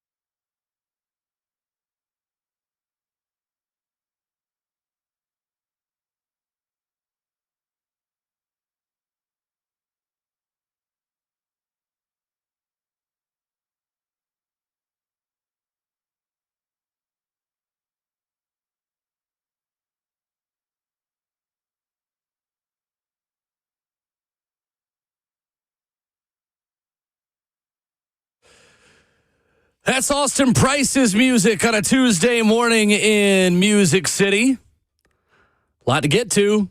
We say that every time. It's always true. Ramon Foster, Will Bowling, joined by VolQuest's Austin Price. Good morning, Austin. How are you? Good morning, Oz. I'm good. Who remembers the last time I was on this show? I do. Tuesday. Last Tuesday. Yeah, absolutely. Or last, Tuesday morning. Yeah. Well, we're friends there, guys. Yes, it is. The texts from Austin Price as we get ready in response to our topics this morning. I love it. All right, Austin. Is there a feeling one way or another on which way Joey Aguilar's case will go? It seems like maybe the momentum isn't as much on Joey's side as we originally thought a week ago. Do you agree? Yeah, the last time I joined you guys, and even going into Friday, I thought probably it was a 90% chance he gets another year. I left the courtroom feeling like it was more of a coin flip. I know Chris said yesterday on the afternoon show, the truth is Chris, Brent, myself, anybody else is just guessing. I mean, right. We don't know what Judge Haggerty's going to do. Everybody's trying to base it all off of, how he responded or interacted with the lawyers for both sides. And I remember sitting in the courthouse in Greenville and, the number of people that were lawyers that messaged me and said, Tennessee's not winning this against the NCAA based off of that. And I was like, And then, of course, they won. So, I go back to that, right? I mean, I just don't – I don't think I think Judge Haggerty knew the eyeballs were on the case. I think he knew what the NCAA had suggested when they said the court bled orange and all that. And he knew exactly what happened in Mississippi last week where the judge is weeping and having Trinidad Chambliss sign footballs.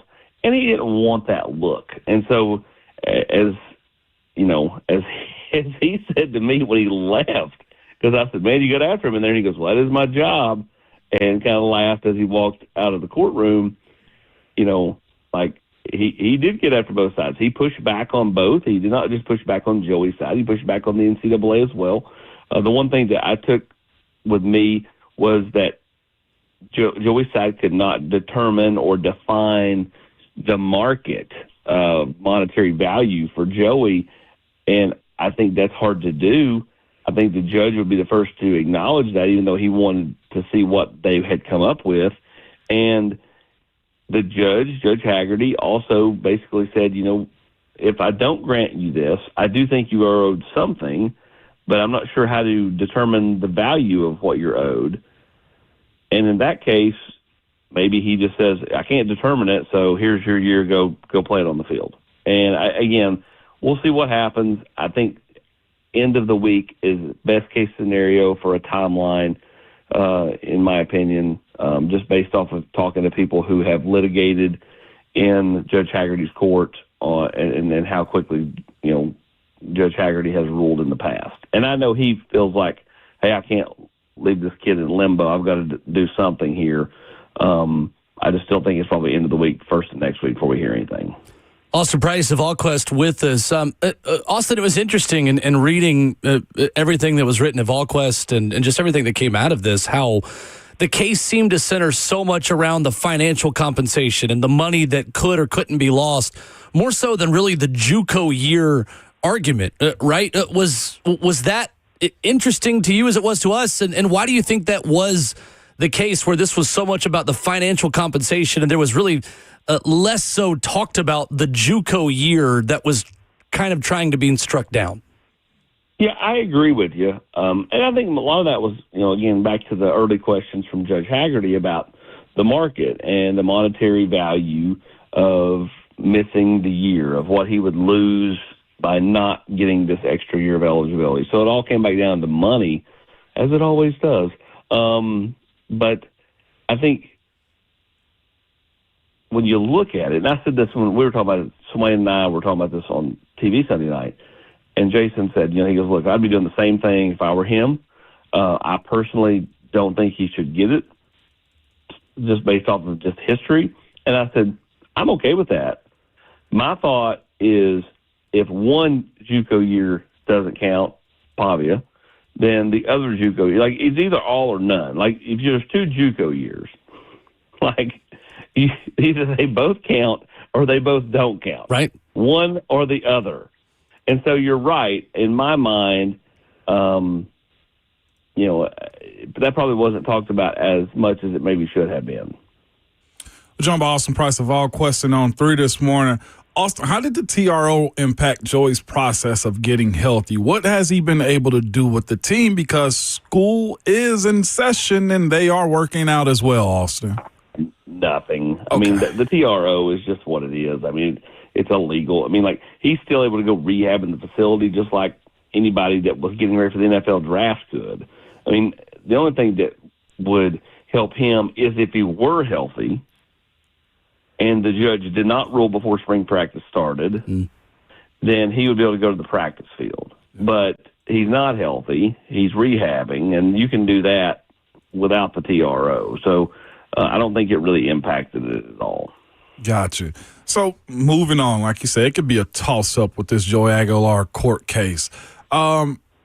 Focus I now moves to George if it doesn't work in his direction. Man, how challenging will this offseason be with George McIntyre to put on and maintain an ideal play and weight? Because I feel like we're making a big deal of it, and I've seen guys lose 30 pounds before the season started. I've seen guys put on 15 pounds of muscle.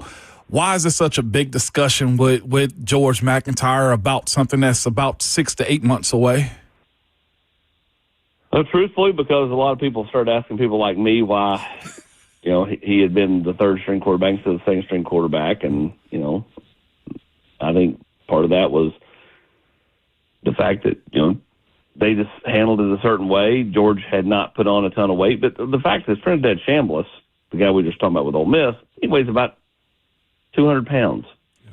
Marcel Reed weighs about over 180 pounds, maybe like 183, 184. Like, George's weight of 197 as of a month ago, is it an end-all, be-all? No. Would you like him to be bigger? Yeah, absolutely. Absolutely. But it doesn't affect his ability to make the read. That's a mental thing, and make the throws. His arm is plenty good enough. Now, can it be better? Sure it can. If he puts on a little bit more weight, he gets a little stronger. I mean, his arm is only going to get better, but his arm is still plenty good enough right now. So it doesn't really affect him. I just think the worry is, can you take the pounding? Now, again, Marcel Reed, 6'2"-ish, 184, 183, something like that. Like, he took the pounding and handled it just fine. George, again, is 6'6", near 200 pounds. So, he's got to continue to put on weight, but it doesn't mean he can't play the position or play it effectively or hold up. It just, the extra weight would be an added bonus to be able to withstand certain hits in the SEC. Austin Price of AllQuest, our guest this morning at Austin Priceless, where you get him on Twitter. New cornerbacks coach, Austin, with Michael Hunter headed to the NFL. What ultimately led Tennessee to new cornerbacks coach Derek Jones? Ultimately, I think this was a Jim Knowles decision, much like he wanted a certain number of coaches to come with him. Getting Derek Jones, who knows his defense and can help the transition for a bunch of players that don't know the defense, much like Michael Hunter was going to be able to do, was a bit of a no-brainer, I think, for Jim Knowles. Jim Knowles wanted someone who knew the defense. If he could find him, they talked to a few low-level NFL guys. They talked to Taylor Johnson, who's bounced around the NFL and in college. Ultimately, those settling on Derek Jones, and I think that's really the direction Jim Knowles wanted to go all along. He was going to talk to some people, but if everything lined up financially, then Derek Jones was going to be Tennessee's corners coach because he wanted the familiarity, because he wants what he did not have at Penn State, which is the ability for the coaching staff around him to know the defense, to help the transition. Then you add in players that have been in the system at every level of the defense to help teach their teammates, and it should speed up the process. And I think that was very important to Jim Knowles.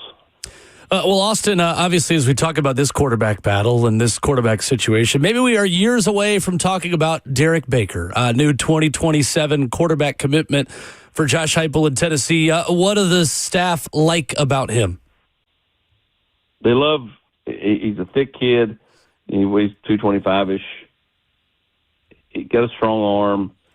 He's got to stay healthy. Got to stay on the field. But they loved what they saw out of him at camp last summer. That's when they offered him. That's when they really started to go harder at him. They were after him all fall, even when he was injured. And then, Joey Halsey was down there to see him shortly after he got cleared back to start throwing again. And they just kind of stayed on that one, and they'll have to stay on it because, he's going to start playing more as he gets healthier, and I'm sure other schools are going to come back in here trying to flip him. So that's one that Tennessee will have to stay on top of. Moving over to basketball, Austin, man, how does Tennessee basketball make this a good week against Oklahoma and, of course, Vanderbilt? Well, you just got to take care of business at home first. Win the games you're supposed to win at home, and then go find a way to win at a place that's just tough to play. Memorial is a tough place to play. Vanderbilt's a really good basketball team. They got a lot of momentum.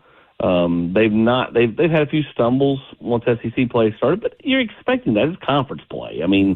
It's tough to win in this league, and Tennessee certainly had their stumbles as well. But it starts with winning at home tomorrow night against Oklahoma, and then we'll see if Tennessee's able to go on the road. I said this Sunday night on TV, if Tennessee can win at Vandy, then it erases one of those Kentucky losses because it's hard to win on the road. So if you can win there, it makes up for the loss of Kentucky. I still, though, at the end of the day, think that, when you think about this season and where Tennessee finishes, Tennessee is going to look back at those Kentucky games where they blew those double-digit leads and think, man, what could have been? Because I think they're going to finish 6 games to go just on the outside looking in when it comes to trying to win the conference in the regular season.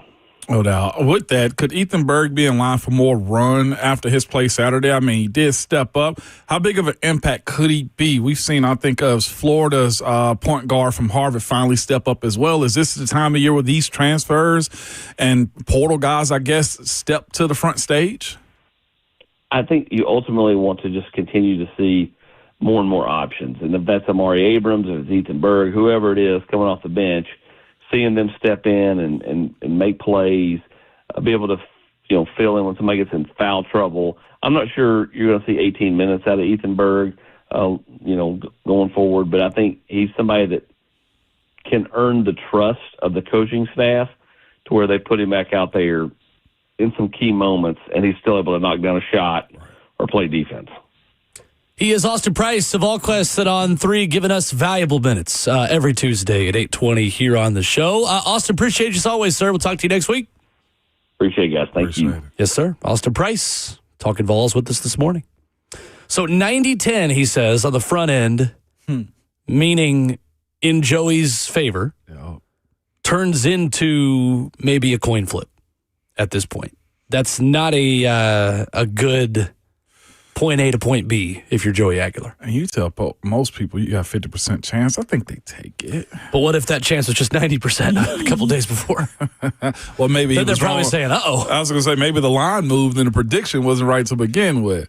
Austin said it, though, as well. He mentioned himself, Brent Hubbs, Chris Lowe, all of them. It's just it's a field thing with this conversation is what I'm getting from it as well. Hearing him speak about the Judge Haggerty, this is heavy on him, has to be heavy on him. And not for the reasons of him being a Tennessee alum, even though that's a huge part, but this sets a precedent to a lot of other situations that are just as what Austin was speaking about. If you give one JUCO year, what's two? What teams start to strategize and send players to JUCO or community college teams because it won't start your clock. Right now, the conversation happened later this past season. A proposal, maybe. Now, hear this out. A proposal that freshmen can play 9 games before redshirt or 7 games. That's essentially what's happening. How come that doesn't matter? 9 games, that's the entire season to me, right? But they're proposing this. Like, the strategies that this will allow, whether you agree with it or not, it could be very complicated for parents that have kids coming out of high school, for upperclassmen on teams that get pushed out or get pushed over. And this Judge Haggerty has a lot on his plate with this decision. I don't blame him. Taking that long, I know Joey's got to wait. Well, wait a little bit longer if that's the case. Yeah. Everybody's on both sides of the fence, I feel like, with this. Right. And that's the issue. And at the end of the day, we are trying to predict something that is a very inexact science that depends on one person's opinion, and that is Judge Haggerty in Knoxville Chancery Court. There's no one else that can influence this other than him and the lawyers that have already spoken with him. So unless you were inside his brain or are speaking directly to him, we just don't know. And even if you were just speaking directly to him, which Austin was, as he just told us, said, yeah, he told me on the way out of the courtroom, like, there's still no guarantee. I don't think Judge Haggerty knows what he's going to do today. So interesting. I do think it's really interesting how Tennessee fans are split on this. We mentioned before the beginning of the hour, we'd look at the poll results this morning. I'm a little surprised, to be quite honest with you. 58% of people voting on our Twitter poll, at Ramon and Will, where you can go make your voice heard too, would rather move on from Joey Aguilar than him come back. That's really interesting and kind of surprising to me. This is winter and spring brain is on right now. That's where I'm at with it. I know what you mean by that. Tell people what you mean by that. What I mean by that is this. It's easier for us this time of the year, in the winter, in the spring, to say, yeah, move on from them, because our fall emotions of competing and wanting to win every single game isn't there. You hadn't got embarrassed by anybody. There's still hope in the offseason that George or Faison can be the guy. And that's where, if you're on that coaching staff, they're probably begging for Joey Aguilar to come back, because that gives them a sense of calm. Like you said, I'm not sure how high the ceiling is going to be for the Vols with Joey Aguilar, but you'd expect the floor to be higher with him than freshman, right? And what I mean by that, again, is the 58%, including myself. I voted it's time to move on, and I love Joey Aguilar. I like him as a player. He's very personable. He's been great for us. What are you able to do to come in from April till December? Phenomenal job. But that's right now. I feel like it's okay to move on from him until you got to see Alabama, until you got to see Vanderbilt, until you got to see Texas, until you got to see A&M and go to Arkansas. It's fine now. But as I think it was Jake that called in earlier, when it comes down to what this record boils down to at the end of the season, if it's 6-6, there will be flames thrown at that building, not literally, but like the attack on Josh Hypel can't do it. It'll be hot. Yeah. No, it's going to be boiling at that point. Yeah. It's and that's why I'm saying, I know we probably hate the process in which this is, and here we are at the forefront of one of these major decisions. First it was NIL with Nico, and now it's this. Or now it's how brash we are as a fan base. I get the concern of wanting to move on. But y'all know, like I know, falls in the South, your Saturdays make your entire weekend. So I want to talk more about this when we come back, because I'm curious on how the quarterback decision impacts the pressure on Josh Hypel. Let's say Joey Aguilar doesn't get another year of eligibility. Does that change the amount of expectation and pressure on Josh Hypel entering 2026? We'll talk about that next.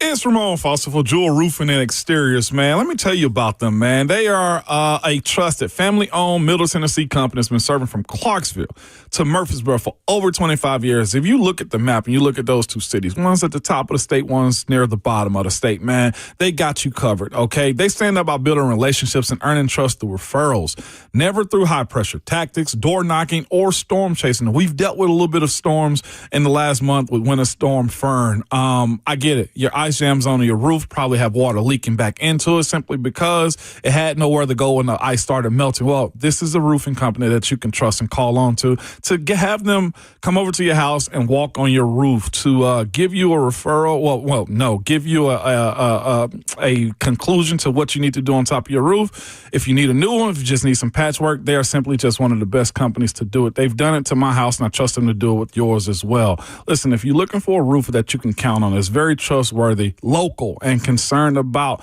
this community in Nashville, I'm here to tell you, you got to reach out to Jewel Roofing. You can call them at 615-868-9999 or visit their website at jewelroofing.com. That's Jewel Roofing with 2 L's.com.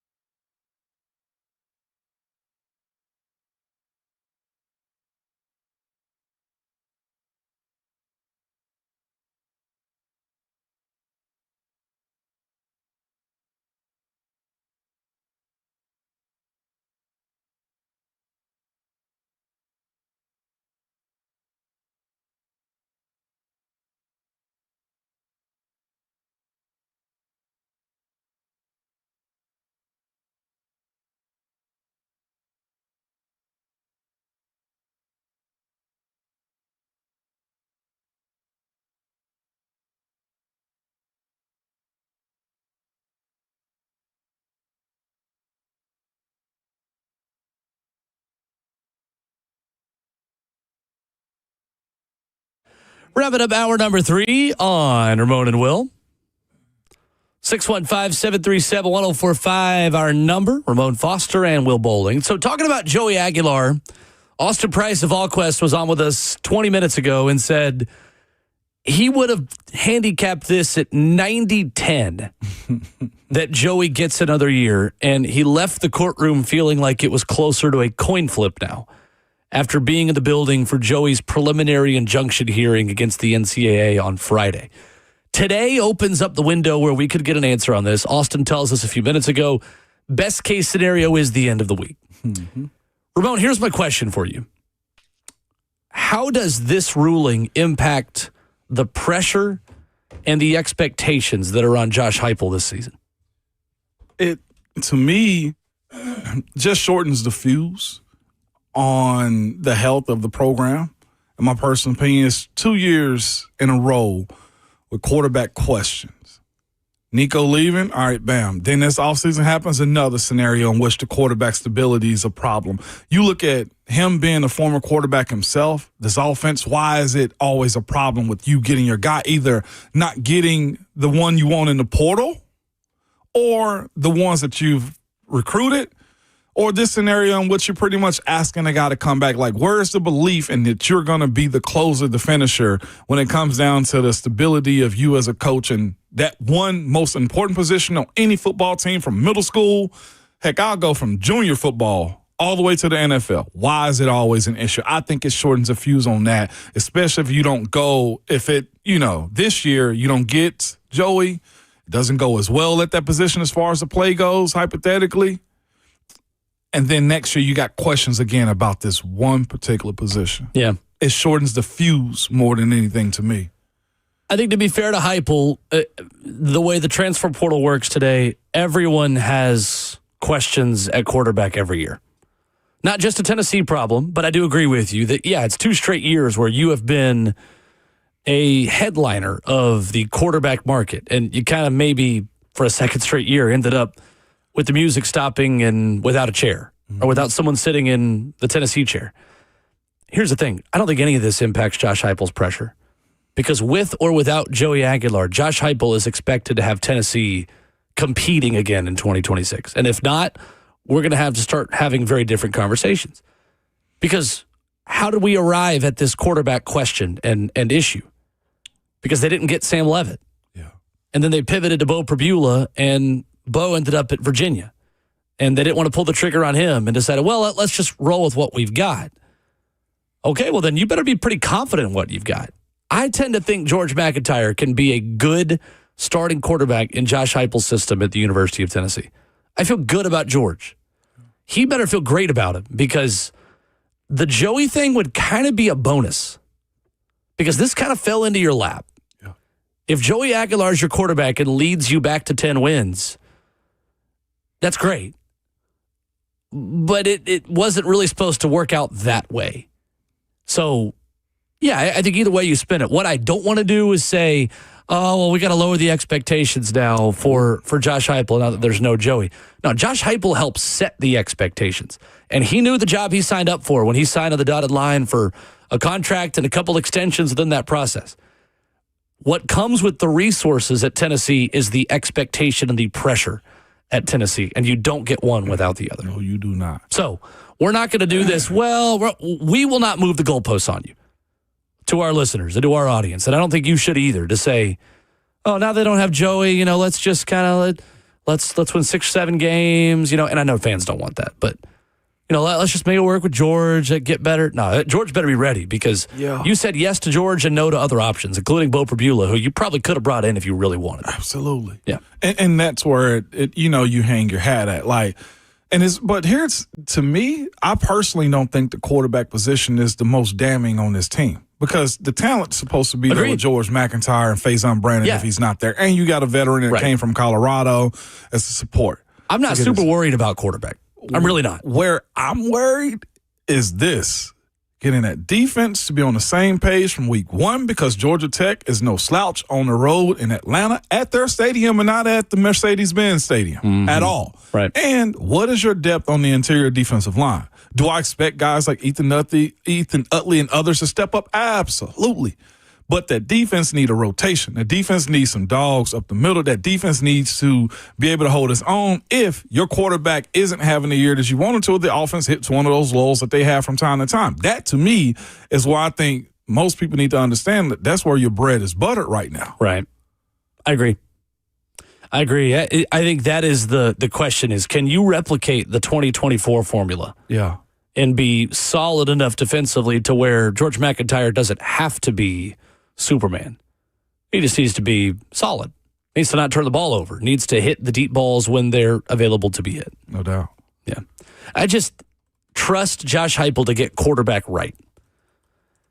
I would be excited about the prospect of Joey Aguilar more than just getting it right, but being potentially, again, elite in SEC standards. Because Joey Aguilar in the Tennessee offense was elite by SEC standards this past season. They didn't finish the season that way, but you look at the totality of the entire resume, Tennessee was really dang good on offense.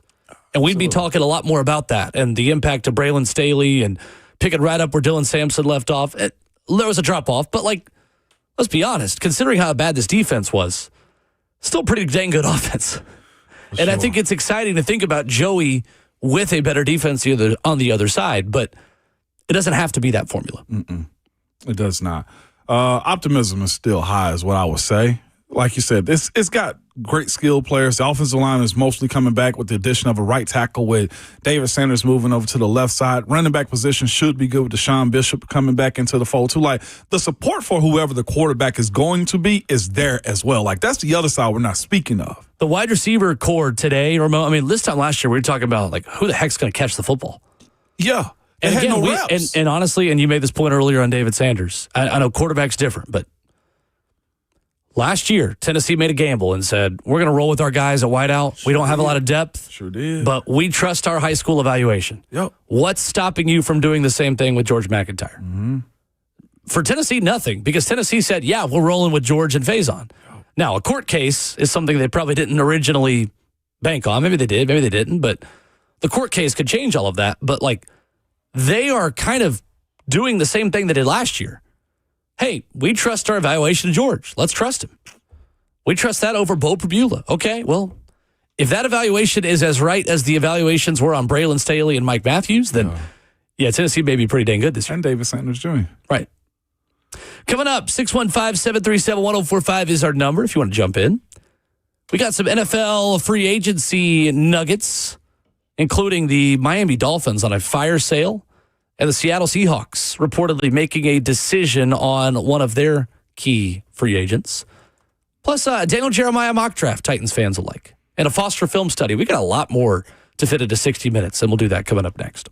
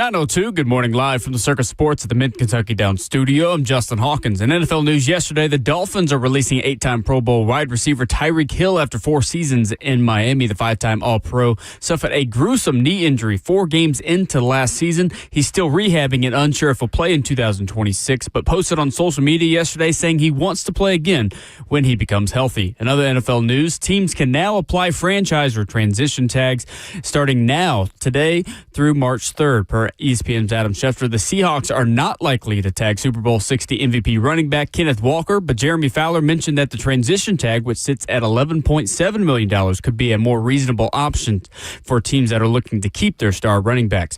Tonight, another big top 10 matchup in college hoops as number 1 Michigan travels to Purdue to face the number 7 Boilermakers. Tip-off is at 5:30 p.m. Central Time on Peacock. And also tonight, Nashville SC returns to the pitch for the first time in 2026 as they take on Atletico Ottawa in round 1 of the CONCACAF Champions Cup. First kick is at 7 o'clock Central Time in Hamilton, Canada.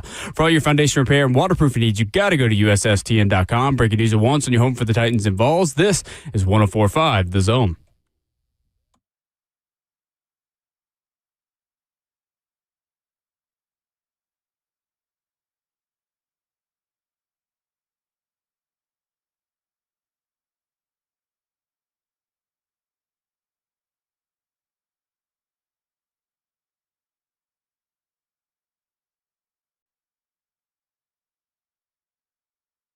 Fourth and final hour of the show, getting started on Ramon and Will. Today is Random Acts of Kindness Day. Mm-hmm. Titans brought by treats. They're going around town doing that, a number of places, for Random Acts of Kindness Day. That's beautiful. We appreciate it. Absolutely appreciate it. Everybody eats, B. Absolutely right. I got a cappuccino here from our new coffee machine. We'll report back. That's actually pretty cool. I went downstairs. There's one down there as well. There man. is? The machine is so big. It is big. That's a huge machine, man. But shout out to the big bosses, man, for getting that done. Probably one of the best things that they could have done for us. Easily. I texted y'all over the weekend and was not even kidding. It's life-changing for me. It is. Life-changing. You know you're going to have a good cup of Joe. Because it changes my work life. And it also has hot chocolate for one to be named Savage, too. Ronald Sylvester Slay. He can get exactly hot chocolate in there as well. You tried to alert him that you can get a hot coffee and hot chocolate mix. Yeah, there's a hot chocolate coffee setting on there. And he said, no, that won't be for me, Will. It's just wild. Okay, oh, I'm sorry. I annoyed you with my friendship. It's just wild to me. That is a beautiful blend right there. You going to try them all? Huh? You going to try them all? I haven't yet. I'm working on it, though. Slowly. Ask me at the end of the week. Is it 2 pages of drink selections that you can get? That's correct. That's correct. Will said, started off the day with an Americano, then went to a French vanilla espresso with some steamed milk, and now I'm on to a cappuccino. I did the same thing, just not the milk. Without the same milk? thing. You the French vanilla intolerant? with no, but it's a little sweet. It is very sweet, yes. Okay. I did a French vanilla with espresso shot. I like my coffee strong with a little bit of sweetness. I can't do the whole TikTok coffee thing, man, where it's just What's sugar on TikTok top. Coffee? It's. I saw somebody make like some caramel, vanilla, extra pumps, and of caramel sauce, and what is it? It sounds like sugar. It is. It's just desserts. Sugar. Yeah. I've learned that I'm a give me a dark coffee with a little hint of cream in it is where I'm at with it. I drink it black to start with, and then I switch to the sweeter ones as I go. Do you? To sustain with me. it. There's nothing wrong with it at all. But I always have to start with black coffee. Plus, I think that you get more caffeine with black coffee. You might have to start getting iced coffee soon. It's about to heat up outside, man. We're close to, what is it, springing forward on the clocks? About a month away. Love that. I thought we had 6 more weeks of winter. What happened? Man, somebody said they killed that dog. I'm not listening to the clairvoyant rodent. That It's one of the dumbest things in the world. There's a pair of gloves I celebrate right privately. now. People here are tired of the ice and snow, so they pretty much make gloves out of him. Just wait till March. Wait till March? Yeah. We'll get one more freeze. We'll do one more. Adam Schefter says this morning the Seahawks are unlikely to use either a franchise or transition tag on running back and Super Bowl MVP Kenneth Walker. Seahawks have multiple free agents they want to retain and sign, and the team would also like to extend the contract of wide receiver Jackson Smith-Njigba, according to Schefter. Starting today, NFL teams can begin applying franchise or transition tags through March 3rd. Schefter says, however, there are enough Super Bowl tax costs for the Seahawks that now make using a franchise tag this offseason unlikely. We are one offseason removed from only 2 players receiving the franchise tag. And that was last year. Trey Smith. Yeah. T. Higgins. And T. Higgins. And T. Higgins. Mm-hmm. All right. Well, get your shopping. Both Tennessee boots on. natives. How about that? They are both Tennessee natives. Jackson at Oak Ridge. Get your shopping boots on, man. It's going to be fascinating to see what the Titans end up doing with that. Nobody's franchisable on this team. Franchise tag. No. Chig is a free agent. It's He'd be the only one. Yeah, but I doubt that's the case for him moving forward. NFL.com's Daniel Jeremiah with a new mock draft. Mock draft 2.0 this morning. Has Fernando Mendoza going 1. David Bailey, Texas Tech edge rusher, going 2. Francis Maui-Noah, Miami tackle, going 3. And the Titans with Caleb Downs on the board, Arvell Reese on the board, taking Ruben Bain Jr. with the 4th overall pick. That is very timely because this morning we are stepping into the Foster Film Study Room, Foster Film Room, if you will. And Ramon has done film study on Miami edge rusher Ruben Bain Jr. for us. And I get hype watching this type of stuff. I'm going to be real with you. You like Ruben Bain Jr. a lot. I do like him a lot. I also have my cons with him as well. This isn't a Ruben Bain Jr. Krispy Kreme glaze show. Absolutely at all. There's none of that going on. Hot light is not on. Hot light is not on. I look at tape. Crazy. Can't believe you just said that. Listen, I gotta let that breathe for a second. Right. You used to be better than this. I did. Right, go for it. I did. It's 9 o'clock now. Okay, we're up. Everybody's up. Kids at school. And we can back speak to the freely. coffee machine. You had one too many espressos, didn't you? I did. We can speak freely. That's now. that Ramon espresso. It is. But film tells a lot of stories. And I hate when people evaluate guys and they look at highlights and I look at the entire tape and the breakdown of what they do on first down, second down, when they're in the game and scenarios, what they look like in losses, what they look like when the ball goes in the other direction, what it looks like to be a good teammate and just minimize yourself just to do your job so somebody else can eat. That's the beauty of film, man. Like, it's such an art. And how you go about studying a human being who's exposing themselves in totality with them trying to do as best as they possibly can. And that's why I think it's crucial for people to watch tape and not watch highlights, because highlights are exactly as they say, the high moments of your day or your play. And Ruben Bain, I gained more context on him as well. We're early into this process. It's February 17th. But for the sake of conversation, Ramon, if Caleb Downs and Arvell Reese are both sitting there as the Tennessee Titans go on the clock with the 4th overall pick, are you still taking Ruben Bain Jr.?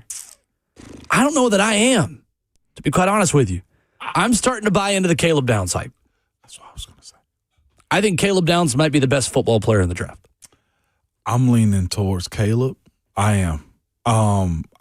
Everybody's going to criticize it, which means it's probably going to work. Because Daniel Jeremiah has Caleb Downs going 10th to the Bengals. Has 9 teams passing on Caleb Downs. If he, to me, is everything that they've said he was going to be, he's been a 5-star.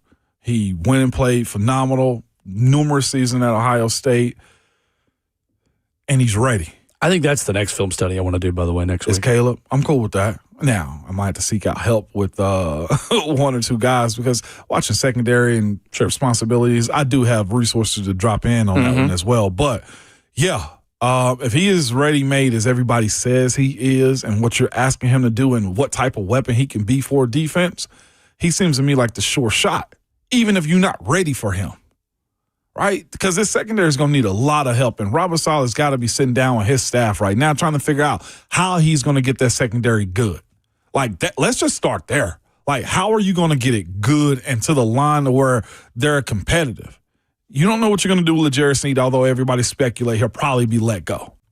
And then what do you have left as a team that makes it fine to not rely upon the front 7 the entire game? At some point in time, those guys got to go make plays. I think we saw that whenever the Titans played the Rams, the way those dudes got exposed, like no real help there. I don't care how close Jeff or anybody else get to Matthew Stafford or said quarterback that's playing.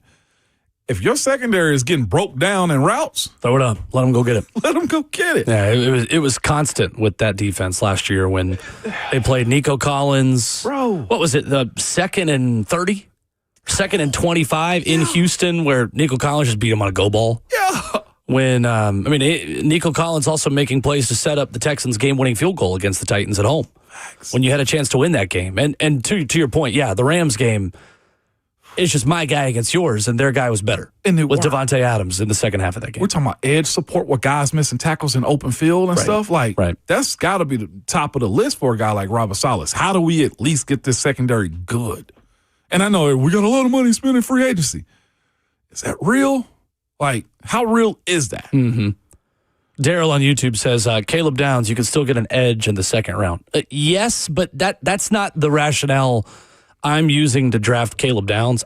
I'm just simply saying it's less about the need in 2026 and more about who I think and am confident is the better football player. And I think that Caleb Downs is a better football player than Ruben Bain Jr. That's all it is. We're going to talk about it. Less about the 2026 need, less about what you need to fill on this roster, more about this team needs elite players. I think Caleb Downs is an elite player. I think Ruben Bain Jr. probably is. I'm less confident about his floor. I know what Caleb Downs' floor is. I think the second he walks in the room, he is one of the better safeties in the NFL. Fear. Yeah. You got to find him. I think it was a college football offensive coordinator that said they identified. It was AFC executive told Matt Miller. Yeah. That they identified him on each play. Pre-snap. Pre-snap. Like, instead of pointing out the mic, you point out the mic and there's Caleb. Like, that to me, you know what it sounds like? I played with a guy that we had to do this for in training camp. It sounds like Troy Polamalu. Not putting that on him whatsoever. But, like, there are certain players that you run across in different eras. And what you got to say, we have to find where this demon is. And that seems to me like that's the threat that Caleb Downs presents to you. Coming up, we go back to Foster Film School on Miami edge rusher Ruben Bain Jr. after this.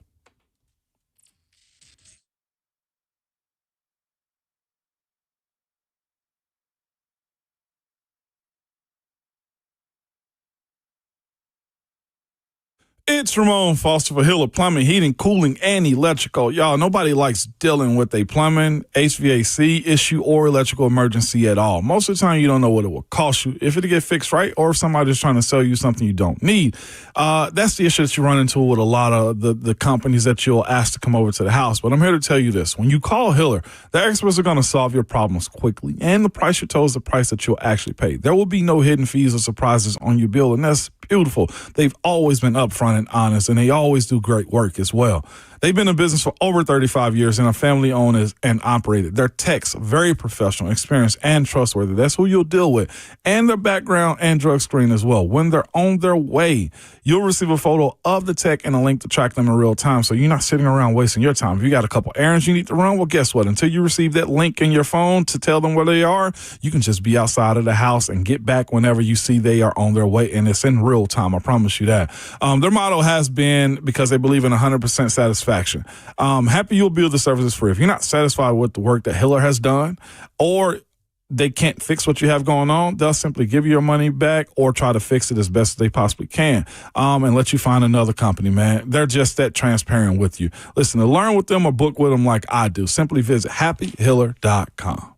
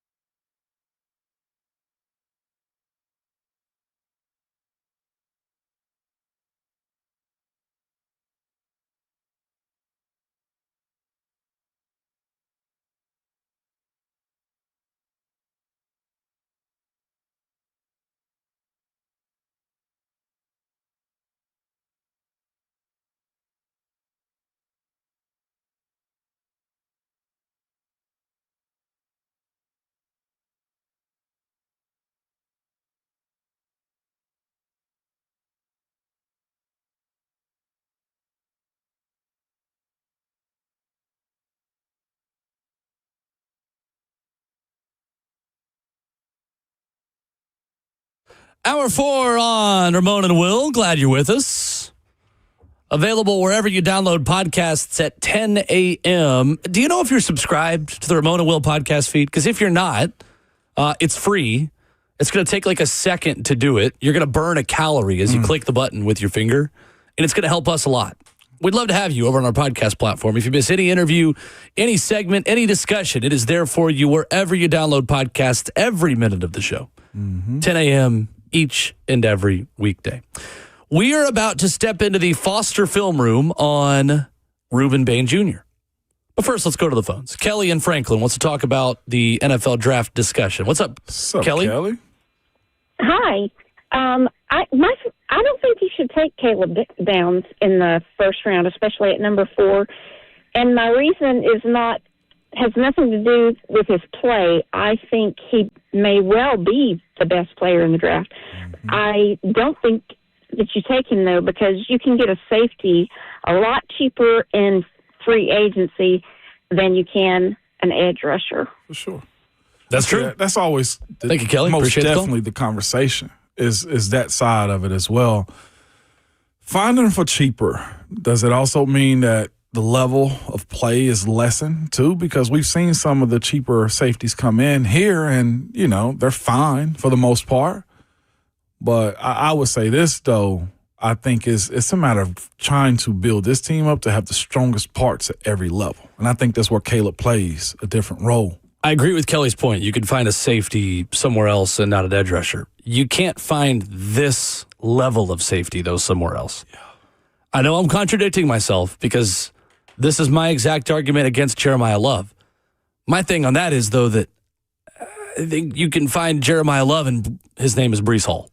Now, you may not be able to draft or to sign Breece Hall. Maybe that's a different discussion. And yeah, Jeremiah Love's probably a better prospect overall than Breece Hall is. But I think the impact on what Caleb Downs could give your defense is like a once in every 10 years level impact for a first-round pick at safety. Yeah. I'm not sure Jeremiah Love has the same level of unprecedented talent. Maybe I'm wrong. There are probably plenty of people smart about the draft who would challenge me on that. But at this point, my plan A is still to go sign Breece Hall and draft the best defensive player that you have the ability to draft. So I'm looking at, Andrew Sisco, I think, is up. Jimmy Ward, 34 years old. Kyle Duggar, also. Kevin Byard's coming up again. Yeah. And again, the part of this, too, is that, I do think the longevity of a safety is also more significant than running back. If you bring in Jeremiah Love with the 4th overall pick, how long are you getting the best out of Jeremiah Love before you've got to go find your next running back and then your next one and then your next one? If I'm bringing in Caleb Downs, that guy might be here for 10 years. Reed Blankenship. Yeah, MTSU's finest. There you go. So anyway, we'll talk more about Caleb Downs, talk more about safety. It is not a need for the Titans. Quite honestly, on their defense, it might be the thing they need the least. But again, if Caleb Downs is your best player that you feel like on your board is a transcendent prospect, and many people believe that, you got to at least entertain it. No doubt. I get the positives and negatives on it for sure. All right, let's step into some Foster film study, Ramon. You have done analysis on Ruben Bain Jr., a pass rusher out of Miami who is a really, really unique prospect. 71 pressures, 9.5 sacks. He has gone from being a middle of the first round type of guy to a maybe top 10, potentially top 5 level guy. Let's start here. What did you learn about Ruben Bain Jr. as you dove deeper into the film that you didn't already know? He has a motor that I didn't think was there. I actually thought it was more speed. What I didn't know is this as well, and this is part of my cons of him, because there's so many positives is this. I don't think he's going to run a good 40 time. I don't know what that number is, but I don't see him being a 4.4, 4.5, 4.6 guy. He may mess around and be a high 4.6, 4.7, but you're going to get that every single play that he's out there. When you look at him run, he's efficient in tracking the ball. on the ground if the ball's not coming his way. But he doesn't look fast, if that makes sense. I left this conversation saying this. As far as the weapons that they are, Ruben Bain Jr. versus David Bailey, as these are the two we've done so far, I can understand the hype into how you want David Bailey over Ruben Bain as well, because the quickness and the power and the speed that David Bailey has, Ruben Bain doesn't have or possess that athletic trait. Okay. So it doesn't pop off the film as much when he gets off the line of scrimmage and he's maybe more of a middle distance runner versus a sprinter out of the blocks. Or maybe a long sprinter instead of a 100-meter sprinter. He comes off the line of scrimmage. First note I had, comes off the ball with violence and power every play. Not necessarily speed. Not speed. Okay. Violence and power will every play. If they're going backs on backers or O-line versus D-line, violence. He won't turn down J.C. Latham at all, is what I mean. David Bailey, he might get dog walked. Respectfully. Lance Zierlein wrote at NFL.com, he is ill-tempered with his take-ons, hitting blockers with heavy hand strikes. Get him off my notes. Can I go through it? Hit me. Let's Strengths. go. So, let's start with the positives. Ruben Bain Jr. comes off the ball with violence and power every single play. This is where he's at. Attacks every offensive player with violence. Running backs, offensive linemen, tight ends, quarterback, don't matter. Really good motor. He, to me, is try hard, X effort on top of everything that he's doing. That's funny you say that, too. Lance Zierlein says he plays through tight ends and can anchor against tackles and double teams. He takes on double teams well. Very solid ability to attack and get off his blocks. He uses his ghost rush very effectively. What I mean by that, he's going to run to you as if he's going to power rush you, and then he's gone. He'll dip his shoulder and move around. So he's got moves beyond just violence. Yes, he don't stick to blocks at all. If he's in a one-on-one run scenario, he sees it and diagnoses it and holds anchor well. You ain't got to worry about him on the line of scrimmage. This is a college tape, not NFL tape. I'm not sure. We'll see what he looks like transitioning to being blocked by guys like George Kittle if he gets healthy with the Achilles and everything else. But again, I'm putting this very good against the run, and tight ends have a hard time blocking him. And so many times on this tape, you see the tight ends just throw their hands up in the air like, what the bleep am I supposed to do with this? That's him. It's going to be a headache. Here's some of the positives, right? More positive. He's the type of jerk you want on your side of the ball. I put emphasis on that. Your side of the ball, you want him on your team. Every single play he's looking to knock somebody's block off kind of reminds me of young Jared Verse / James Harrison. I think Debo, a.k.a. James Harrison, was quicker off the edge than he was, but he plays with the same leverage, skill set, mindset of Verse and James to me, Harrison. I also added this too in watching this tape.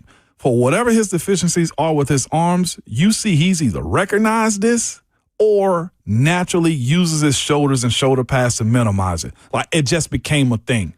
You don't see him reaching out. Like he can stand up a block and take on it head to head, but his ability to not use his arms is almost obsolete on this tape. And I'm not sure if sometimes you just adjust naturally. It seems like he has. So how do you do that? How can one adjust beyond a physical limitation so significant? Because he has very short arms for an NFL edge rusher. Exactly as I just said, to be real. He's just recognized it. So how do you recognize it? What does that look like? Meaning he's probably lost against long-arm guys before, and he's just found ways to get off a block. So knowing this, he's probably measured themselves up to guys and just been like, okay, well, how am I going to beat this guy? Minimize myself. Like you watch his shoulder pads, they get hit a whole lot more often. And that to me shows me that he has the awareness of knowing what his deficiencies are. How he got to that point, I don't know. But if you look at his tape, he's not long arm stabbing somebody or attacking with his hands when he's on the edge. That's what you mean. He's dipping and going. Like I almost worry about his shoulders, to be quite honest with you, because those are his weapons to him. He's got motorcycle lean. Yeah. Big time. And that's the thing that I've seen in watching him and in hearing people discuss Ruben Bain Jr. is he makes up for his lack of arm length by being able to lean and stay at full speed to get around tackles. It's always full speed with him. Yeah, it is. It's always full speed with him. My next note is he's going to run hot. You see the attitude. I think the reason Jeff loves him because he reminds him of himself. Yeah. Hands down. Might get a couple penalties from time to time because he's always the last push guy. Same as who? Jeffrey Simmons.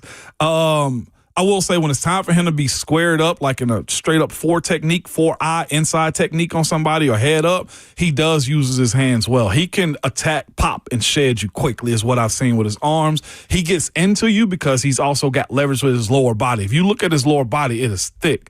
Like, I almost look like he run like he got like he got work boots on with the way he attacked people. Like, you're gonna see and feel him every single time. Very good combat hands. You can tell that he was taught by a Hall of Fame coach and Jason Taylor at the University of Miami. You see all of his skill set. You see him having a tool bag of being able to get off on blocks, pop and use his hands. It's almost as if he's gone to Bruce Lee school of Kung Fu or something like that. Like, he's really good combating with his hands. All right. So those are the positives. Positives. And again, like, you're always going to see him show up on tape. I like the high motor. I like what you're talking about and his ability to understand and minimize his physical limitations. Oh. Is he a flat-out edge rusher to you? Is he a defensive end, or do you see him moving inside? Or could you do both? He's a DN. I think he could do both, but I'm putting him on the outside first. I'm not sure at that weight, do you want to move him to a 3 technique? Now, if you got your NASCAR package in while all your rushers are in, maybe that's different. Spotting in this spot. So I got 2 big summaries of his negatives that I can see why people might want to go with David Bailey. Okay. Here they go. So I pretty much wrote paragraphs on both of them. So my negatives is his body type. A lot of teams are going to knock him or feel like that you can't justify his lack of explosion off the ball like David Bailey has, because that's always enticing. This league loves sack getters. Are you searching for a sack getter or a game wrecker? I feel like Ruben Bain is a game wrecker. David Bailey, to me, not necessarily unless it's in scenarios. He's a sack specialist. David Bailey is. Yeah. Yes, absolutely. What's more important to you as a defense? And that's what you got to ask yourself. Sure. Bailey has explosive sacks attached to him. Bain has overall efficiency in his run defense and his pass game as well. I put in there, he has a strong ability to get sacks, but speed is what's enticing about Bailey. Now, here's where you got to decide on what you're doing with either one of these guys. Is this the finished product for Ruben Bain Jr.? That's the question. At 4th overall, is this college version of him all you're going to get from him moving forward as a premier edge rusher that's been picked in the top 5? I like what he can bring to a defense as far as being sure as a run stopper, anchor holder at the line of scrimmage, and he can harass and terrorize the quarterback. But does that justify it? Now, like I said before, Bailey seems to make people believe there's more to his game with his speed and athleticism. That speed that David Bailey has is electric. Right. So which version is this it for Bane? And that's a great question that we've asked about a number of Alabama players. Because Alabama players are so well coached, Ramon, coming out of college, that a lot of those linemen have met their physical potential. Yeah. They are as good as they are going to get when they get into the NFL. The NFL is obsessed with physical specimens and freaks that they can say, all right, you had this level of production, wait until you get our teaching, and with your tools and traits and athleticism, you can be this much better. Ruben Bain Jr. is already making the most of his athletic ability today. Yep.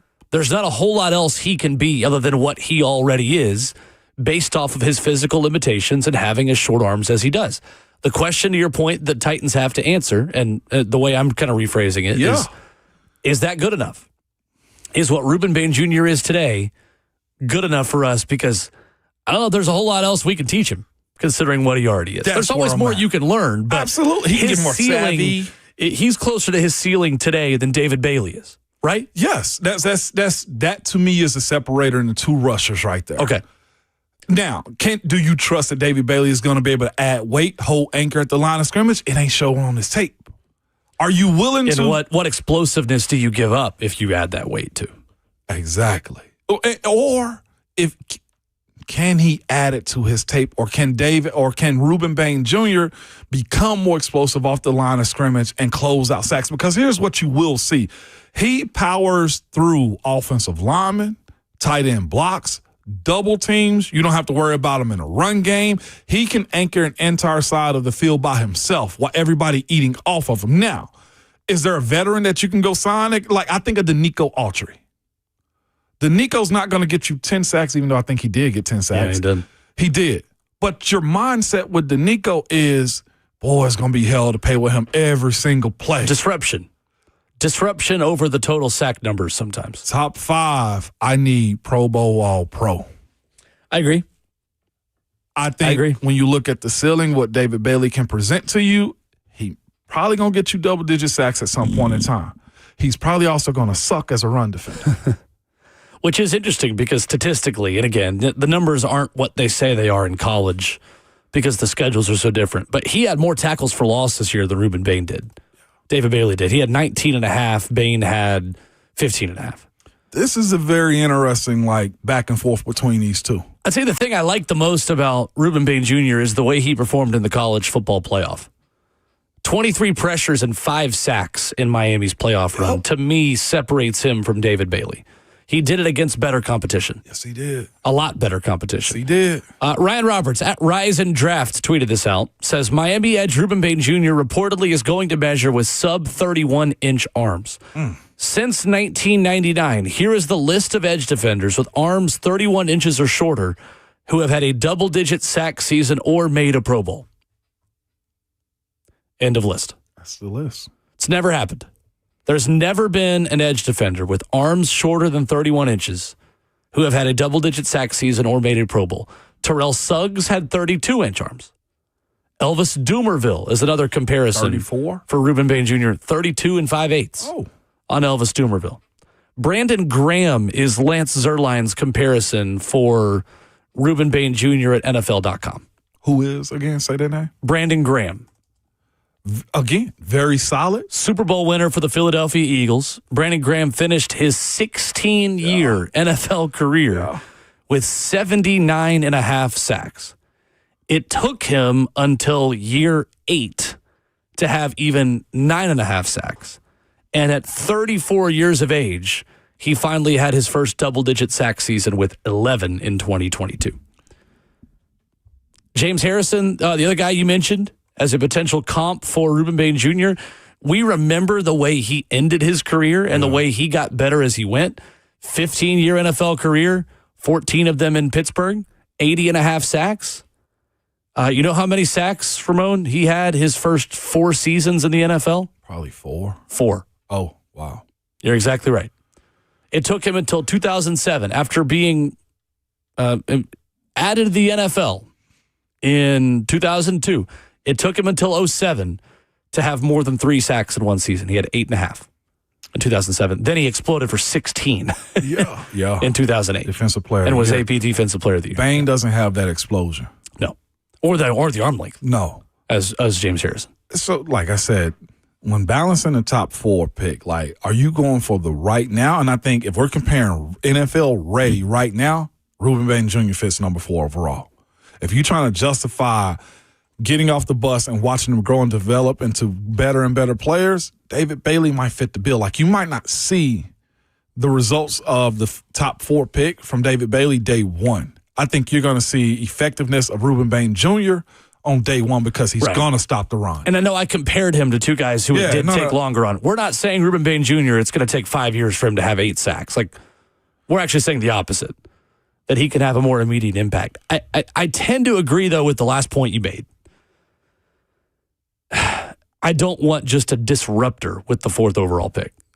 That's too much of an oversimplification of Ruben Bain Jr., and I know that's not what you said, but the low-end evaluation sounds like a Danico Autry type player, a disruptor who may be able to get you 9-10 sacks, is going to do a lot of good things in the run game, is going to be solid in all aspects of playing the edge rusher position. All of it.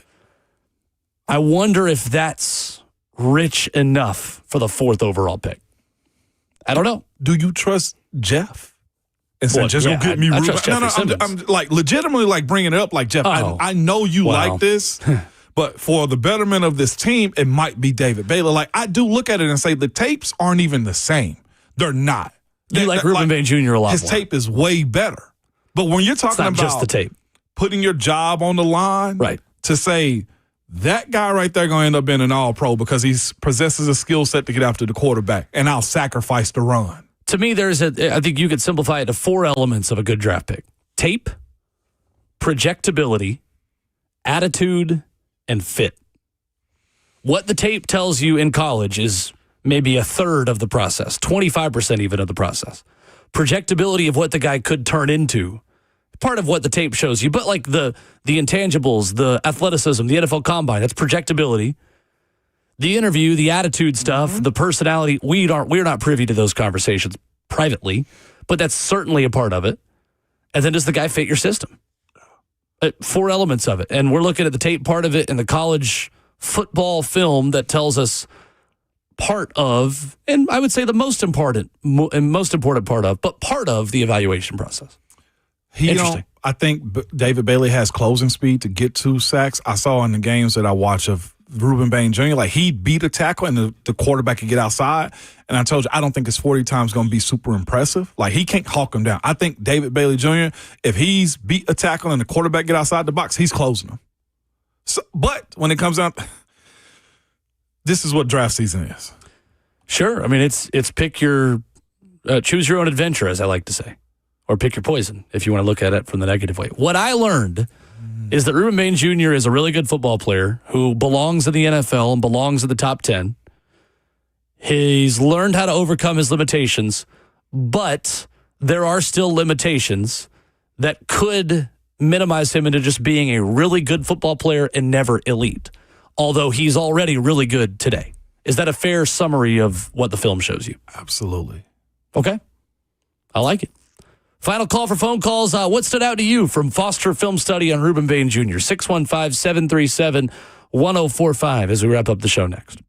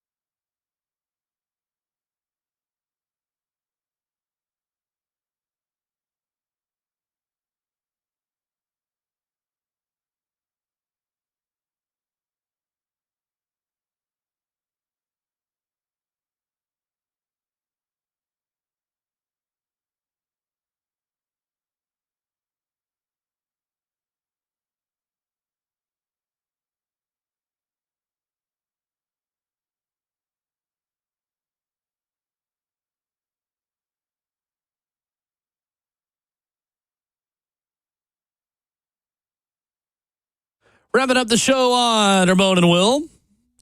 Ramon Foster and Will Bowling. Great film breakdown from Ramon, as always, on Ruben Bain Jr. You like the film better on Ruben Bain Jr., but also the film is not the only thing that matters in evaluating prospects, right? Absolutely not. It is at that point to projection for the rest of the career as well. I had one of my sources hit me up and just like it's a fascinating conversation when you look at these two. Somebody brought up to me 2 additional thoughts. Who fits the wide 9 scheme that they run? Right. Probably Bailey, right? And you use that as leverage when you're trying to take away his ability at the line of scrimmage like they did with Kurtz. But with Bane, he could start off as a defensive end and end up moving inside to take over Jeff in 2 to 3 to 4 years as well. So it's a chess piece, right? He's a chess piece. It's your job is based upon immediate impact, I think, usually, and then the projection of them down the line. And that's the issue that you have as well. Sure. Picking top 5. You're hoping to get a superstar. You are. At the number 4 overall pick. You are. And again, that's where Caleb Downs is going to come back into the equation. That's where Jeremiah Love is going to come back into the conversation. It's where Arvell Reese is a part of this. Who do you feel most confident is a superstar football player as a top 5 overall draft pick? Without the sacks included, Bane's tape overall is just better. So if David Bailey and Ruben Bain Jr. were both available and bring, Titans are on the clock. Here we go. Don't do this. With the 4th overall pick in the 2026 NFL Draft, the Tennessee Titans select. Where you at, Mike Boganzi? Call in. This is your line. Mike, call Ramon in. said line. Phone a friend. You taking Bailey or Bane at 4 as of today? You have the freedom to change your mind. Or neither. No, I came into this thing. Last week I said Bane's tape is way better and it's not even close. And then you dove deeper into Bane's tape, and is it closer than you thought? His tape is more ready. What you don't want from a GM perspective is, when we set this on a break, you don't want to take Bane and Bane just becomes solid. And then you watch David Bailey somewhere else becomes Micah Parsons. He explodes. Or he could become Tyree Wilson, who had 4 sacks this past year. 7th overall pick out of Texas Tech by the Las Vegas Raiders. There's no guarantees in any of this. I feel like I trust Bane's tape. I'm taking Bane. I trust his tape. The Tennessee Titans select Ruben Bain Jr., edge rusher, Miami. Mike and Chad, good luck. And here comes Mel Kiper to talk about why Shedeur Sanders should have been drafted instead. That's the risk you run. I do think the projection of David Bailey is high. You can't find that speed. That speed is Von Miller-like. Sure. But I'll also say this, too. He's got super tight hips. His bend isn't motorcycle bendable. It's not loose as you want it to be. It's hard for me to compare him to Von Miller. But he's got speed like a track athlete. Like a sprinter. You said one of my words. Serious. You said my buzzwords. I know. Like a dog when you say treat. When you say track. Squirrel. Exactly. More tomorrow on a topic that is a story about an hour ago we didn't get to. The Athletic's Zach Rosenblatt believes the Jets will probably use the franchise tag on running back Breece Hall. That sound you hear is the sound of my heart breaking. Back at it tomorrow morning, 6 a.m. Rhett Bryan will be here. More draft discussion. We'll talk about running back. How about that tomorrow? We'll do more review and preview and how you fix the running back position if you're the Titans in 2026. That's tomorrow morning, 6 a.m. Well, please remember at all times, Chad and Mike Bergonzi got a hard job to draft. But your Twitter fingers in your mic is always hot.